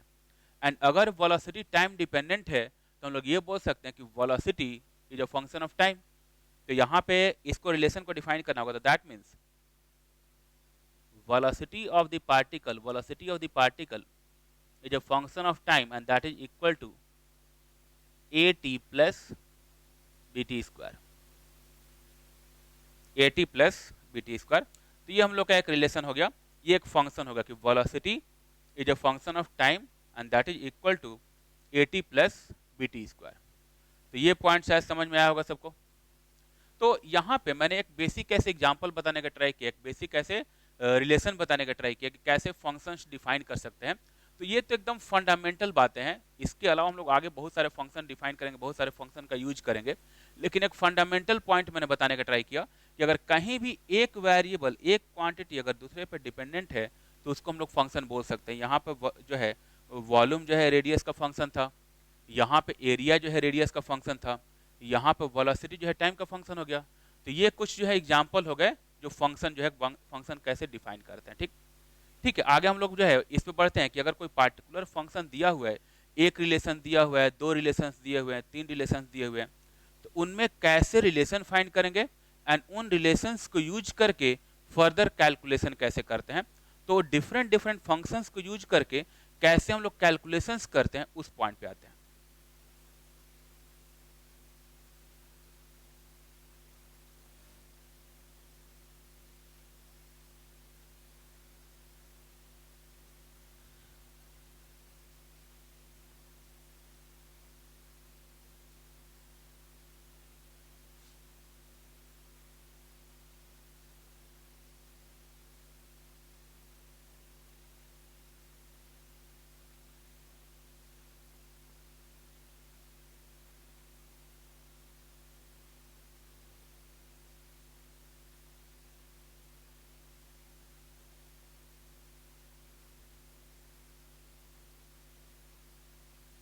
ठीक है, नेक्स्ट जैसे मैंने कैलकुलेशन वाला पॉइंट बोला, तो मान लो कि तीन रिलेशन हम लोग डिफाइन कर रहे हैं। For example, let y is a function of x, y is a function of x, and ये defined a function x square plus 2x. y is a function of x and it is equal to x square plus 2x. तो एक function मैंने define कर दिया, तो y जो x पर dependent हो गया। ऐसा ही एक और रिलेशन दे रखा है एंड वो जो है एक दूसरे वेरिएबल के साथ रिलेशन है। सपोज जो है एक क्वांटिटी मैंने डिफाइन किया, एक वेरिएबल डिफाइन किया z and it is a function of y। अब ठीक है, यहाँ पर रिलेशन के लिए f मैंने यूज कर लिया। नॉर्मली जो है मैंने पहले ही बताया है कि फंक्शन को जनरली जो है मोस्ट ऑफ द केसेज में f से रिप्रेजेंट करते हैं, कैपिटल F या स्मॉल f, लेकिन ये कोई फिक्स रूल नहीं है। ठीक, कोई भी हम लोग जो है लेटर कोई भी एक ऐसे जो है सिंबल यूज कर सकते हैं। तो यहाँ पे z जो है y का फंक्शन है, चूंकि f यूज हो चुका है तो कोई दूसरा जो है दूसरा अल्फाबेट यहाँ पे यूज करते हैं। तो जो z है, z is a function of y, तो इसको g से रिप्रेजेंट कर दिया।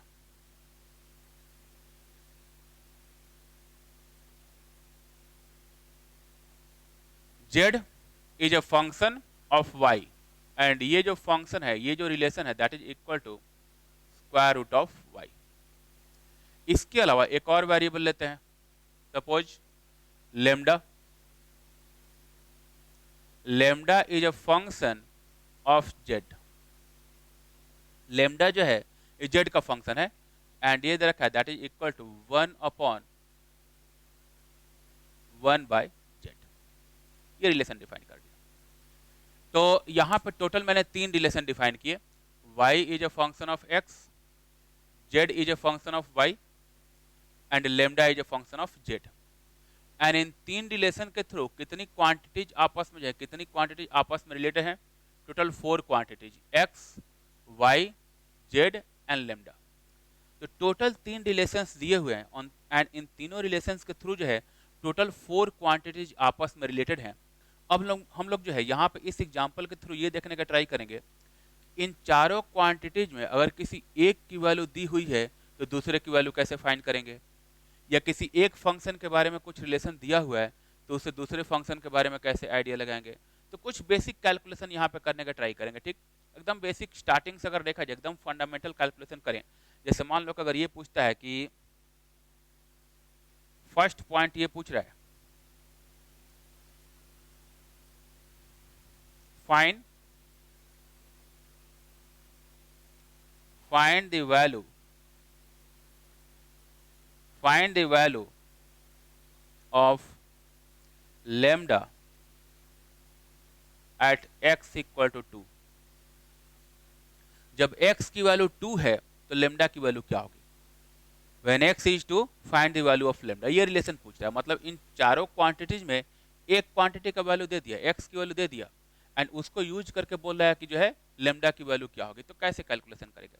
तो ऐसा अगर कहीं भी रिलेशन दिया हुआ है तो हम लोग ये देखते हैं कि जिस क्वांटिटी का रिलेशन दिया हुआ है, जिस क्वांटिटी की वैल्यू दे रखी है, उस क्वांटिटी से सबसे पहले क्या कैलकुलेट कर सकते हैं। तो यहाँ पर हम लोग को वैल्यू किसका दिया है जी, एक्स का। एंड एक्स का डायरेक्ट रिलेशन अगर देखा जाए तो किसके साथ है, वाई के साथ। वाई जो है एक्स का फंक्शन है, यानी कि एक्स की वैल्यू से वाई की वैल्यू हम लोग कैलकुलेट कर सकते हैं।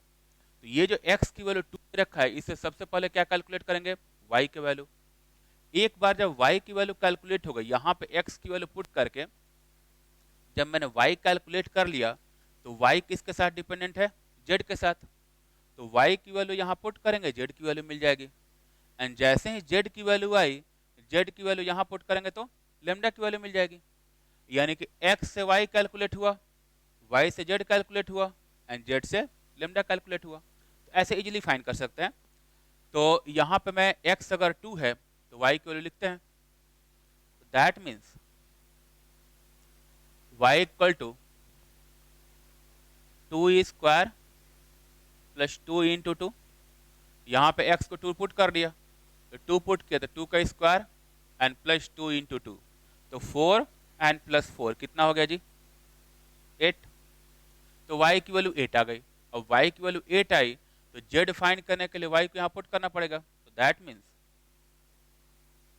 z is square root of y, and square root of y रखेंगे तो y कितना है, 8, स्क्वायर रूट ऑफ 8, एंड ये कितना हो जाएगा, 2√2। ठीक है, कोई दिक्कत, प्लस माइनस दोनों आता है, लेकिन ठीक है यहाँ पर प्लस साइन ही लेके चलते हैं हम लोग। तो y हो गया, z हो गया 2√2। एक बार z की वैल्यू आ गई तो यहाँ पे वैल्यू पुट करना है z की, तो लेमडा आ जाएगा। तो that means lambda is 1/2√2, lambda की वैल्यू आ गई। तो इस x की वैल्यू से y कैलकुलेट किए, फिर y की वैल्यू यहाँ पुट किए तो z की वैल्यू आई, एंड फिर z की वैल्यू यहाँ पुट किए तो लेमडा की वैल्यू आ गई। तो लेमडा की वैल्यू आ गई 1/2√2। ये आइडिया समझ में आया होगा सबको। ठीक है, अब इसी को रिवर्स में करने का ट्राई करते हैं, रिवर्स कैलकुलेशन करते हैं हम लोग। मान लो कि नेक्स्ट क्वेश्चन अगर ये पूछता है, find the value of x at lambda equal to 2। इस बार बोल रहा है कि x की वैल्यू जो है फाइंड करना है, x कैलकुलेट करना है, एंड लेमडा दे रखा है। लेमडा की वैल्यू अगर 2 है तो x कितना होगा। तो अब देख सकते हैं कि जस्ट रिवर्स जाना होगा। पिछले वाले में x दिया हुआ था तो ऊपर से कैलकुलेट करते हुए नीचे आए, इस बार लेमडा दिया हुआ है तो लेमडा का डायरेक्ट रिलेशन किसके साथ है, z के साथ। तो लेमडा से z का कैलकुलेशन होगा, फिर z से y का कैलकुलेशन होगा, एंड फिर y से x का कैलकुलेशन होगा। तो कैलकुलेट करके देखते हैं एक बार। तो if lambda is equal to 2, then z find करते हैं। z इक्वल टू 1/2 लिख सकते हैं क्या जी। यहां से अगर देखा जाए तो लेमडा जो लेमडा 1/z है, तो z कितना हो जाएगा, 1/λ। z को इधर लेके जाएंगे, लेमडा को डिवाइड करेंगे, तो z इज इक्वल टू 1/λ। ठीक है, तो z अगर 1/λ है और लेमडा 2 दे रखा है, यानी कि z की वैल्यू 1/2 हो गया। तो z की वैल्यू मैंने कैलकुलेट कर लिया, एंड एक बार z की वैल्यू आ गया तो square root of y z है, तो y कितना हो जाएगा जी, z स्क्वायर के इक्वल। तो y is equal to z square. ठीक, that means y equal to z square, and ये 1/2 का स्क्वायर कितना हो जाएगा, 4, 1/4। तो y की जो वैल्यू है, y की वैल्यू आ गई 1/4। ये भी पॉइंट समझ में आया होगा। एंड अब एक बार y की वैल्यू कैलकुलेट कर ले तो जो ऊपर वाला एक्सप्रेशन है, ऊपर वाला जो रिलेशन दे रखा है, उसमें अगर मैं y की वैल्यू प्लेस कर दूं तो x की वैल्यू नहीं आएगी जी। तो फाइंड करते हैं इसको। तो अब इस रिलेशन में पुट करते हैं। That means 1/4 is equal to x square plus 2x, यहाँ पे y की जगह पे 1/4 पुट किया and that is equal to x square plus 2x। एक x में क्वाड्रेटिक आएगा, क्वाड्रेटिक सॉल्व करना होगा, दैट मीन्स यहाँ पे 4 को मल्टीप्लाई कर दिए तो 1 is equal to 4x square and plus 8x, and that means x 4x square plus 8x minus 1 is equal to 0। 4x square plus 8x and minus 1 is equal to 0। ये हम लोग का क्वाड्रेटिक है। अब basic quadratic के बारे में शायद आइडिया होगा, जैसे यहाँ पे एक रिलेशन में बता भी देता हूँ। अगर कोई क्वाड्रेटिक इक्वेशन दी हुई है f ax square plus bx plus c is 0 where a b and c are any constant, ये बेसिक आइडिया होगा, स्कूल में पढ़े हम लोग कि अगर ये क्वाड्रेटिक इक्वेशन है जिसमें a b and c constant है और x में इक्वेशन जो है क्वाड्रेटिक है, तो यहां से x की डायरेक्ट वैल्यू हम लोग फाइंड करते हैं। Then x is equal to minus b plus minus under root B square minus 4ac upon 2a। यही रिलेशन आता है ना जी, ध्यान होगा, स्कूल का पॉइंट है। तो x की वैल्यू जो है, x के दो रूट से आएंगे, minus B plus minus under root B square minus 4ac upon 2a। ये जो बी स्क्वायर माइनस 4ac है, ये हम लोग का कैपिटल डी डिफाइन करते हैं, डिस्क्रिमिनेंट डिफाइन करते हैं। कैपिटल डी की वैल्यू अगर पॉजिटिव है तो रियल एंड डिस्टिंक्ट रूट आते हैं, कैपिटल डी की वैल्यू अगर जीरो है तो रियल एंड इक्वल रूट्स आते हैं, एंड कैपिटल डी की वैल्यू अगर निगेटिव है तो इमेजिनरी रूट्स आते हैं। ये बेसिक आइडिया होगा, शायद सबको स्कूल में पता होगा। तो ये जो फॉर्मूला है, इस फॉर्मूले को डायरेक्टली यहाँ पे यूज करते हैं। तो यहाँ पे इसके x की वैल्यू अगर इस इक्वेशन से फाइंड करें तो कितना आएगा, that means x is equal to minus B, B क्या है 8, तो minus B plus minus under root B square, B square 8 का square 64 minus 4 into A is 4 and into C is minus 1 and upon 2a, 2 into 4, ये होगा ना, ये minus और minus plus हो गया, तो 64 एंड प्लस 16 80 हो गया यहाँ पे। तो इसकी वैल्यू आ जाएगी minus 8 plus minus under root 80 and upon 8। ठीक है, रूट 80 जो है इसको मैं 4 रूट 5 लिख सकता हूँ, 16 इससे बाहर लेके आएंगे तो 16 जब बाहर लेके आएंगे तो 4 आएगा, तो 4 रूट 5, 4 कॉमन लेके कैंसिल कर सकते हैं, तो नीचे 2 बचेगा, यहाँ पे 2 बचेगा, यानी कि फाइनल हम लोग की वैल्यू आ गई, that is equal to -2 plus minus under root 5 and upon 2। ये आई होगी x की वैल्यू। तो यहाँ पर हम लोग ये चीज फाइंड किया कि अगर लेमडा जो है, लेमडा की वैल्यू अगर 2 दे रखा है तो x की वैल्यू जो है कितनी हो सकती है। तो होपफुली ये चीज समझ में आया होगा सबको। ठीक है, इसमें नेक्स्ट जो पॉइंट है, नेक्स्ट पॉइंट पे जाते हैं हम लोग। ठीक है, सपोज इसमें नेक्स्ट जो है, नेक्स्ट पॉइंट अगर ये पूछता है कि फाइंड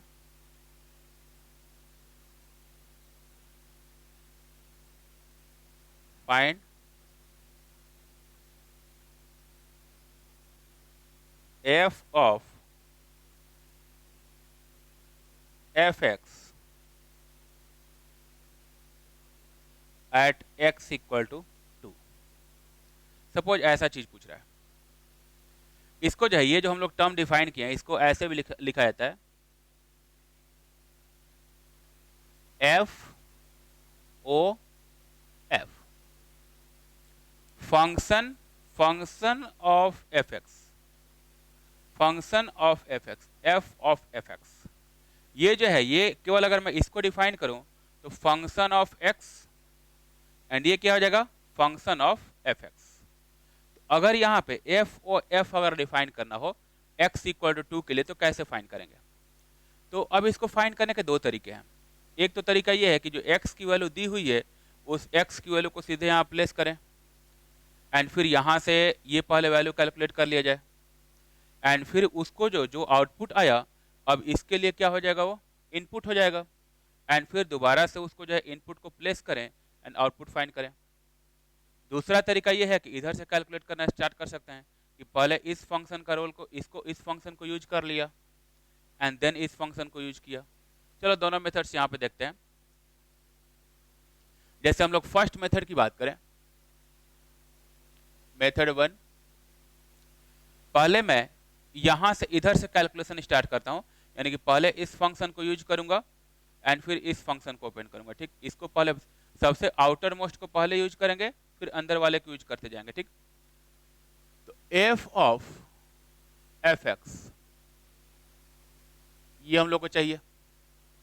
अब यहाँ पे जो एफ फंक्शन है, जो एफ फंक्शन उसकी प्रॉपर्टी क्या है कि एफ फंक्शन के अंदर जो भी इनपुट हम लोग प्लेस कर रहे हैं वो इनपुट स्क्वायर हो रहा है एंड फिर 2 टाइम से उसको मल्टीप्लाई करके उसमें ऐड कर रहे हैं। स्क्वायर करना है एंड फिर 2 से मल्टीप्लाई करके दोनों को ऐड करना है। तो 1 प्लेस करेंगे तो 1 स्क्वायर प्लस 2 इंटू 1, 2 प्लेस करेंगे तो 2 स्क्वायर प्लस 2 इंटू 2, 3 प्लेस करेंगे 3 स्क्वायर प्लस 2 इंटू 3, 4 प्लेस करेंगे 4 स्क्वायर प्लस 2 इंटू 4। तो यहाँ पे अगर मैं एफ एक्स प्लेस करूंगा तो F x square plus 2 into F x, यही होगा ना जी।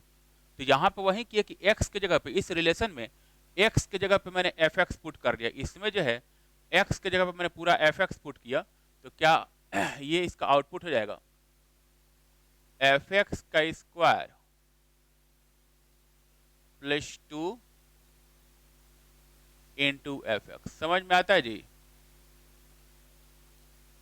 और कुछ नहीं किया, यहाँ पे x जो था x की जगह पे एफ एक्स मैंने रिप्लेस कर दिया, क्योंकि यहाँ पे इस फंक्शन के अंदर x की जगह पे क्या प्लेस किया हुआ है, एफ एक्स प्लेस किया हुआ है। ठीक, अब जो एफ एक्स है ये हम लोग को पता है एफ एक्स कितना है, एक्स स्क्वायर प्लस 2x। अब यहाँ पे इसको जो है एक्सपेंड करेंगे, ये हो जाएगा एक्स स्क्वायर प्लस 2x का whole square and plus 2 into X square plus 2x। तो अब ये पूरा का पूरा एक्सप्रेशन जो है x के फॉर्मेट में आ गया एंड अब यहाँ पे x की वैल्यू जो दी हुई है उसको पुट कर सकते हैं। तो x की वैल्यू कितनी दी हुई है, 2 के इक्वल, तो 2 प्लेस करते हैं। तो दैट इज इक्वल टू, यहाँ पे 2 प्लेस किया तो 2 का स्क्वायर प्लस 2 इंटू 2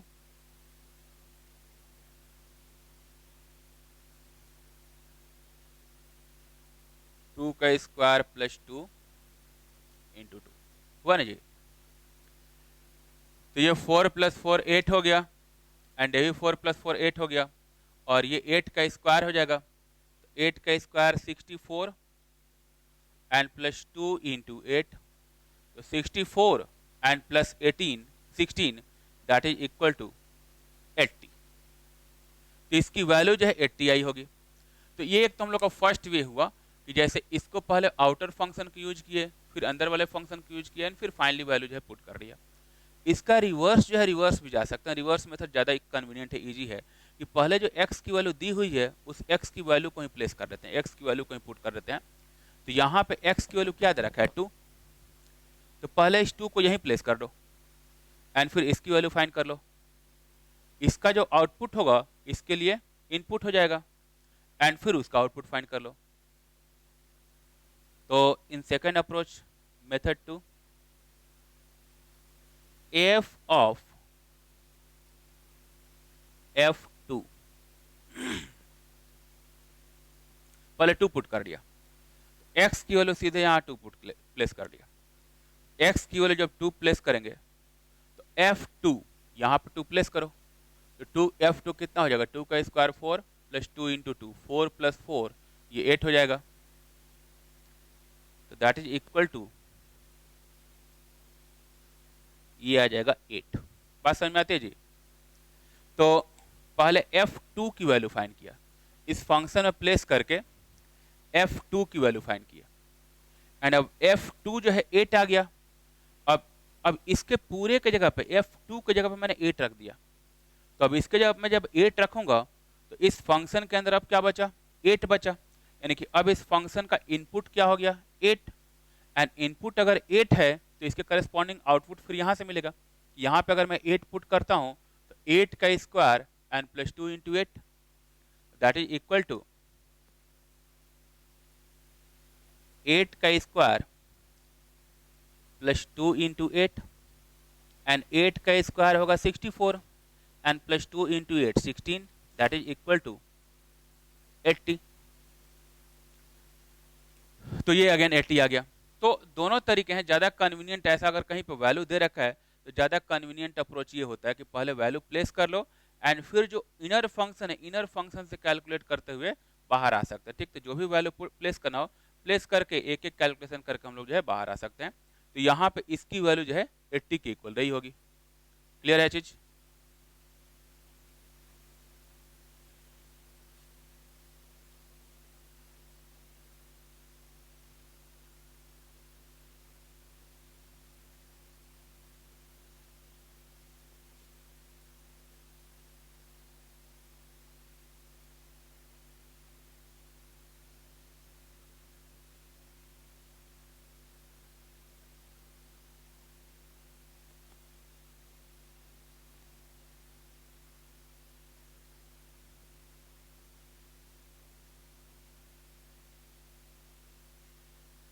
ठीक है, नेक्स्ट पॉइंट पे जाते हैं। इसमें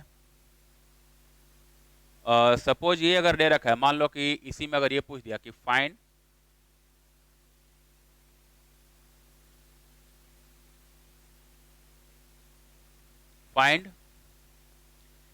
g of fx at x equal to 1, g of fx at x equal to 1, suppose ये पूछ रहा है। तो g ऑफ fx का मीनिंग क्या है कि जो g फंक्शन है, g फंक्शन का इनपुट ऑफ fx फंक्शन हो गया, पूरा का पूरा fx फंक्शन जो है g फंक्शन का इनपुट हो गया। एंड इसको रिप्रेजेंट करने का एक दूसरा भी तरीका होता है, इसको कई जगह पे जो है बुक्स में ऐसे लिखा रहता है GOF, यानी कि g फंक्शन के अंदर ये f फंक्शन है, g फंक्शन का इनपुट जो है f है, तो g ऑफ fx। ठीक, तो g ऑफ fx एंड इसकी वैल्यू किसके लिए फाइंड करना, x इक्वल टू 1 के लिए। तब इसको कैलकुलेट करना तो क्या करेंगे, जैसे अभी मैंने बताया था, directly x equal to 1 put करो यहाँ पे। तो at x equal to 1 g of fx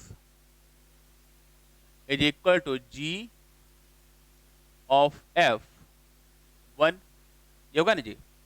यहाँ पे x के जगह पे मैंने 1 प्लेस कर दिया, एंड अब अगर x की जगह पे 1 प्लेस किया तो ये जो 1 है इस f का इनपुट है, और इस फंक्शन, ये जो फंक्शन है, इस बॉक्स का प्रॉपर्टी क्या है कि इसके अंदर जो भी रखेंगे वो स्क्वायर होकर बाहर जाएगा और 2 से मल्टीप्लाई होकर ऐड होगा।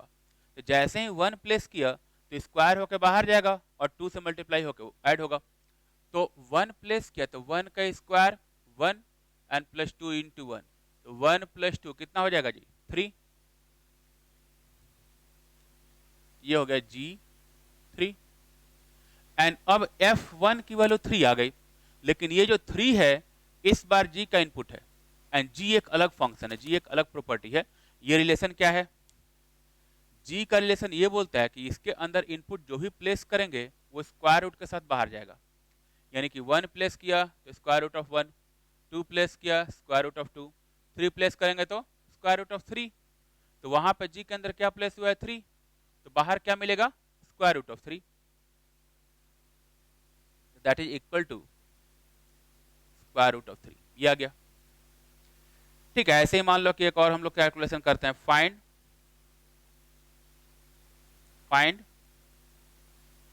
f of gx at x equal to 2, f of gx at x equal to 2। अब यहाँ पे क्या है कि जो फंक्शन f फंक्शन है, f का इनपुट जो है g फंक्शन हो गया, तो जी एक्स इसका जो है इनपुट है एंड एक्स इक्वल टू किसके लिए, 2 के लिए, 2 के लिए हम लोग को फाइंड करना है। तो अब अगेन इसकी वैल्यू पुट करते हैं, एक्स इक्वल टू 2 के लिए कैसे कैलकुलेशन करेंगे, तो एट एक्स इक्वल टू 2 सबसे पहले यहां पर 2 प्लेस कर देते हैं, F of G X is equal to F of G two, 2 रख दिया एंड जी के अंदर 2 रखेंगे, जी के अंदर 2 रखेंगे तो बाहर क्या मिलेगा जी, स्क्वायर रूट ऑफ 2।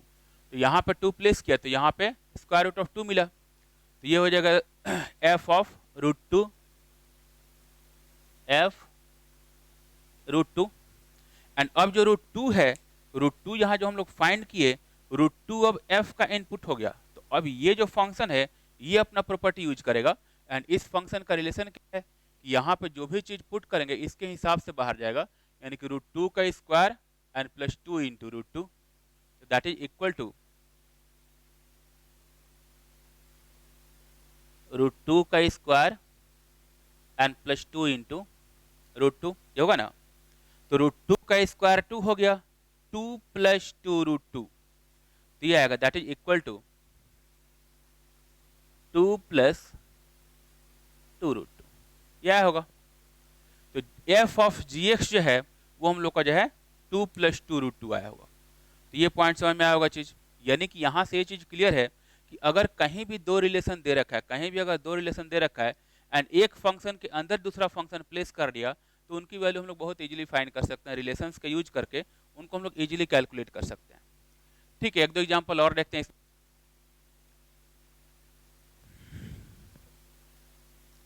नेक्स्ट मान लो कि ये कैलकुलेट करने को बोल रहा है कि find f of f1,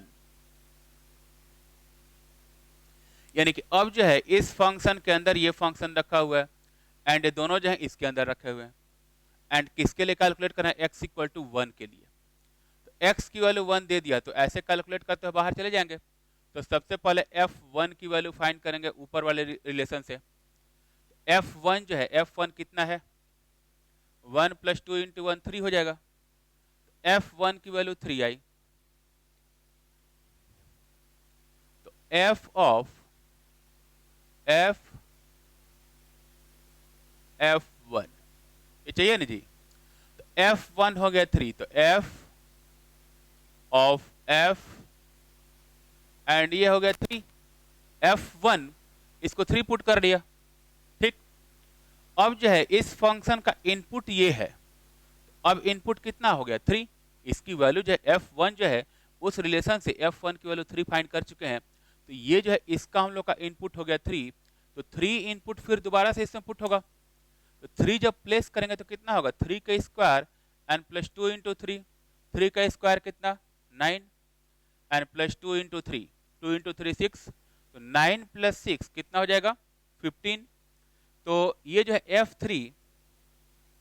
f3 की वैल्यू आ जाएगी 15, ये हो गया 15 एंड अब इस फंक्शन का इनपुट 15 हो गया, तो यहां पे फिर से 15 पुट करेंगे, तो 15 प्लेस करेंगे तो 15 का स्क्वायर एंड प्लस 2 इंटू 15 ये होगा ना,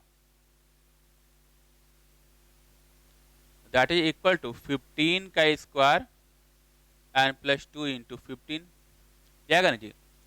तो 15 का स्क्वायर 225 एंड प्लस 2 इंटू 15 30, तो 225 and plus 30 that is equal to 255, तो 255 इसका आंसर आया होगा। f ऑफ f1 जो है दैट इज इक्वल टू 255, समझ में आया होगा ये सबको। ठीक है, ठीक है, एक लास्ट कैलकुलेशन और कर लेते हैं इसमें। फाइंड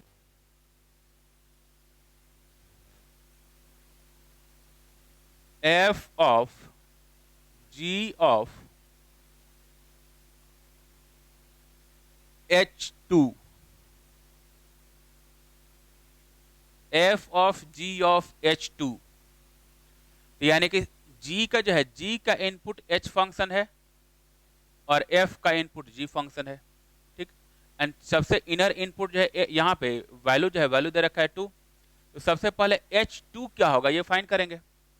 तो h2 यहां से आएगा, h2 कितना हो जाएगा 1/2। तो यहाँ पे अगर वैल्यू पुट करें तो 1/, यहाँ पे अगर 2 प्लेस करेंगे तो 1/2 के इक्वल आएगा, क्योंकि h फंक्शन का प्रॉपर्टी क्या है कि इसके अंदर जो भी इनपुट प्लेस करते हैं उसका रेसिप्रोकल बाहर जा रहा है। तो 2 पुट करेंगे तो 1/2 बाहर, 3 पुट करेंगे 1/3 बाहर, 4 पुट करेंगे 1/4 बाहर। तो यहाँ पे जो भी इनपुट प्लेस करेंगे उसका रेसिप्रोकल बाहर जाएगा। तो f of g of h2 is equal to f of g of, और h2 कितना है 1/2, 1/2 आ गया इसकी वैल्यू। तो h2 जो है, h2 की वैल्यू यहाँ पे h2 जो है, h2 की वैल्यू 1/2 प्लेस कर दिया, 1/2 आ गया। एंड अब g जो फंक्शन है उसका इनपुट 1/2 है, वहां पे g जो फंक्शन है उसका इनपुट 1/2 है। एंड यहाँ पे g फंक्शन का प्रॉपर्टी क्या है कि जो भी इनपुट उसके अंदर रहेगा उसका आउटपुट जो है स्क्वायर रूट के साथ बाहर जाएगा। तो यहाँ पे इनपुट 1/2 पुट किए हैं तो बाहर कितना जाएगा जी 1/√2।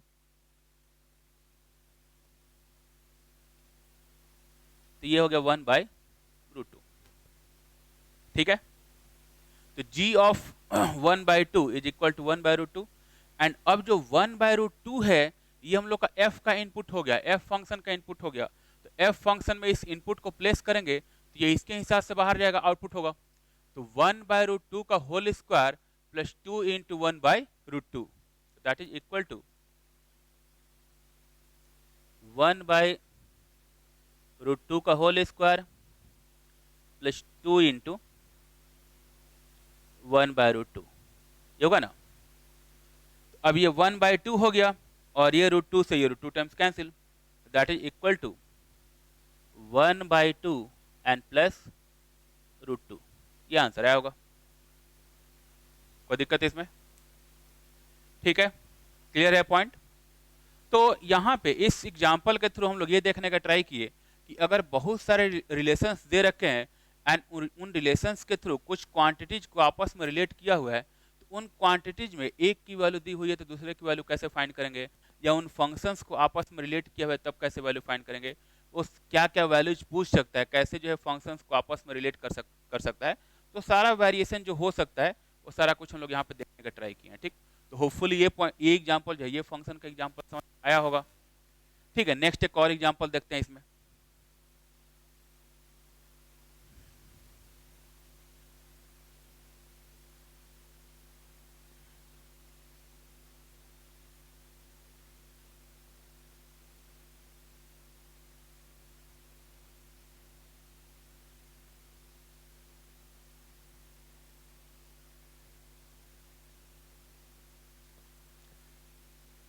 सपोज एक मान लो कि एक फंक्शन दे रखा है, late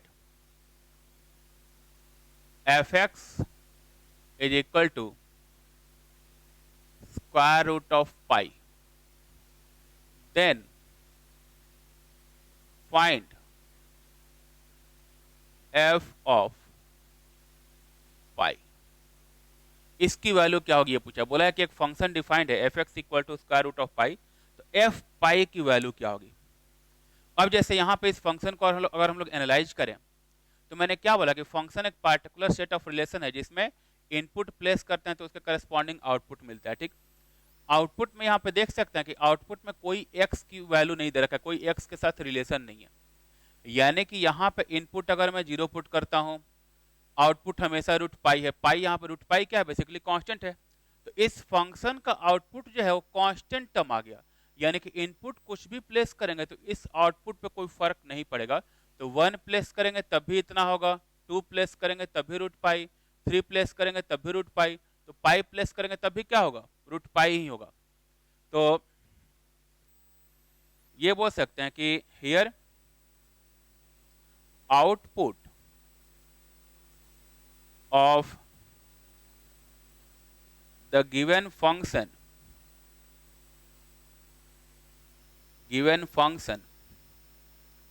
is constant. Output of the given function is constant.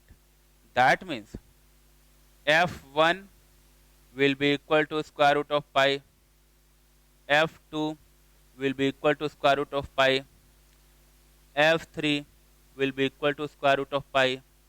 Similarly, f pi will be equal to square root of pi. तो चाहे यहाँ पे इनपुट कुछ भी, ऐसे फंक्शन में इनपुट कुछ भी चेंज कर लें, आउटपुट पे कोई फर्क नहीं पड़ेगा. एंड वैसा फंक्शन जिसका आउटपुट फिक्स हो, those are called constant functions. ठीक, तो जिनका आउटपुट फिक्स हो उनको बोलेंगे कांस्टेंट फंक्शन.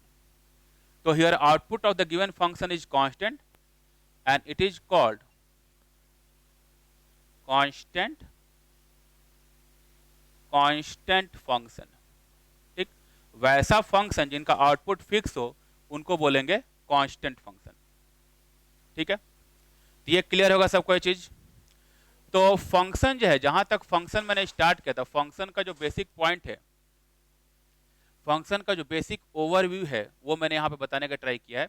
तो जहां तक फिजिक्स की बात है, फिजिक्स में जो फंक्शन का इन्वॉल्वमेंट है, फिजिक्स में फंक्शन का जितना हम लोग को रिक्वायरमेंट है, इन बेसिक पॉइंट्स को अगर याद रखें, इन बेसिक पॉइंट को समझ लें, तो इससे जो हम लोग का फंक्शन तक का जो काम है वो हो जाएगा. तो फंक्शन में अभी फिजिक्स में हम लोग इतना ही पढ़ेंगे. इसके अलावा इसमें और बाकी क्या क्या हम लोग मैथमेटिकल टूल्स देख सकते हैं, उन पॉइंट्स को हम लोग जो है आगे डिस्कस करेंगे. तो ये हम लोग का पूरा सेक्शन जो है, ये हम लोग का फंक्शन जो है, फंक्शन को जो है कंक्लूड करता है.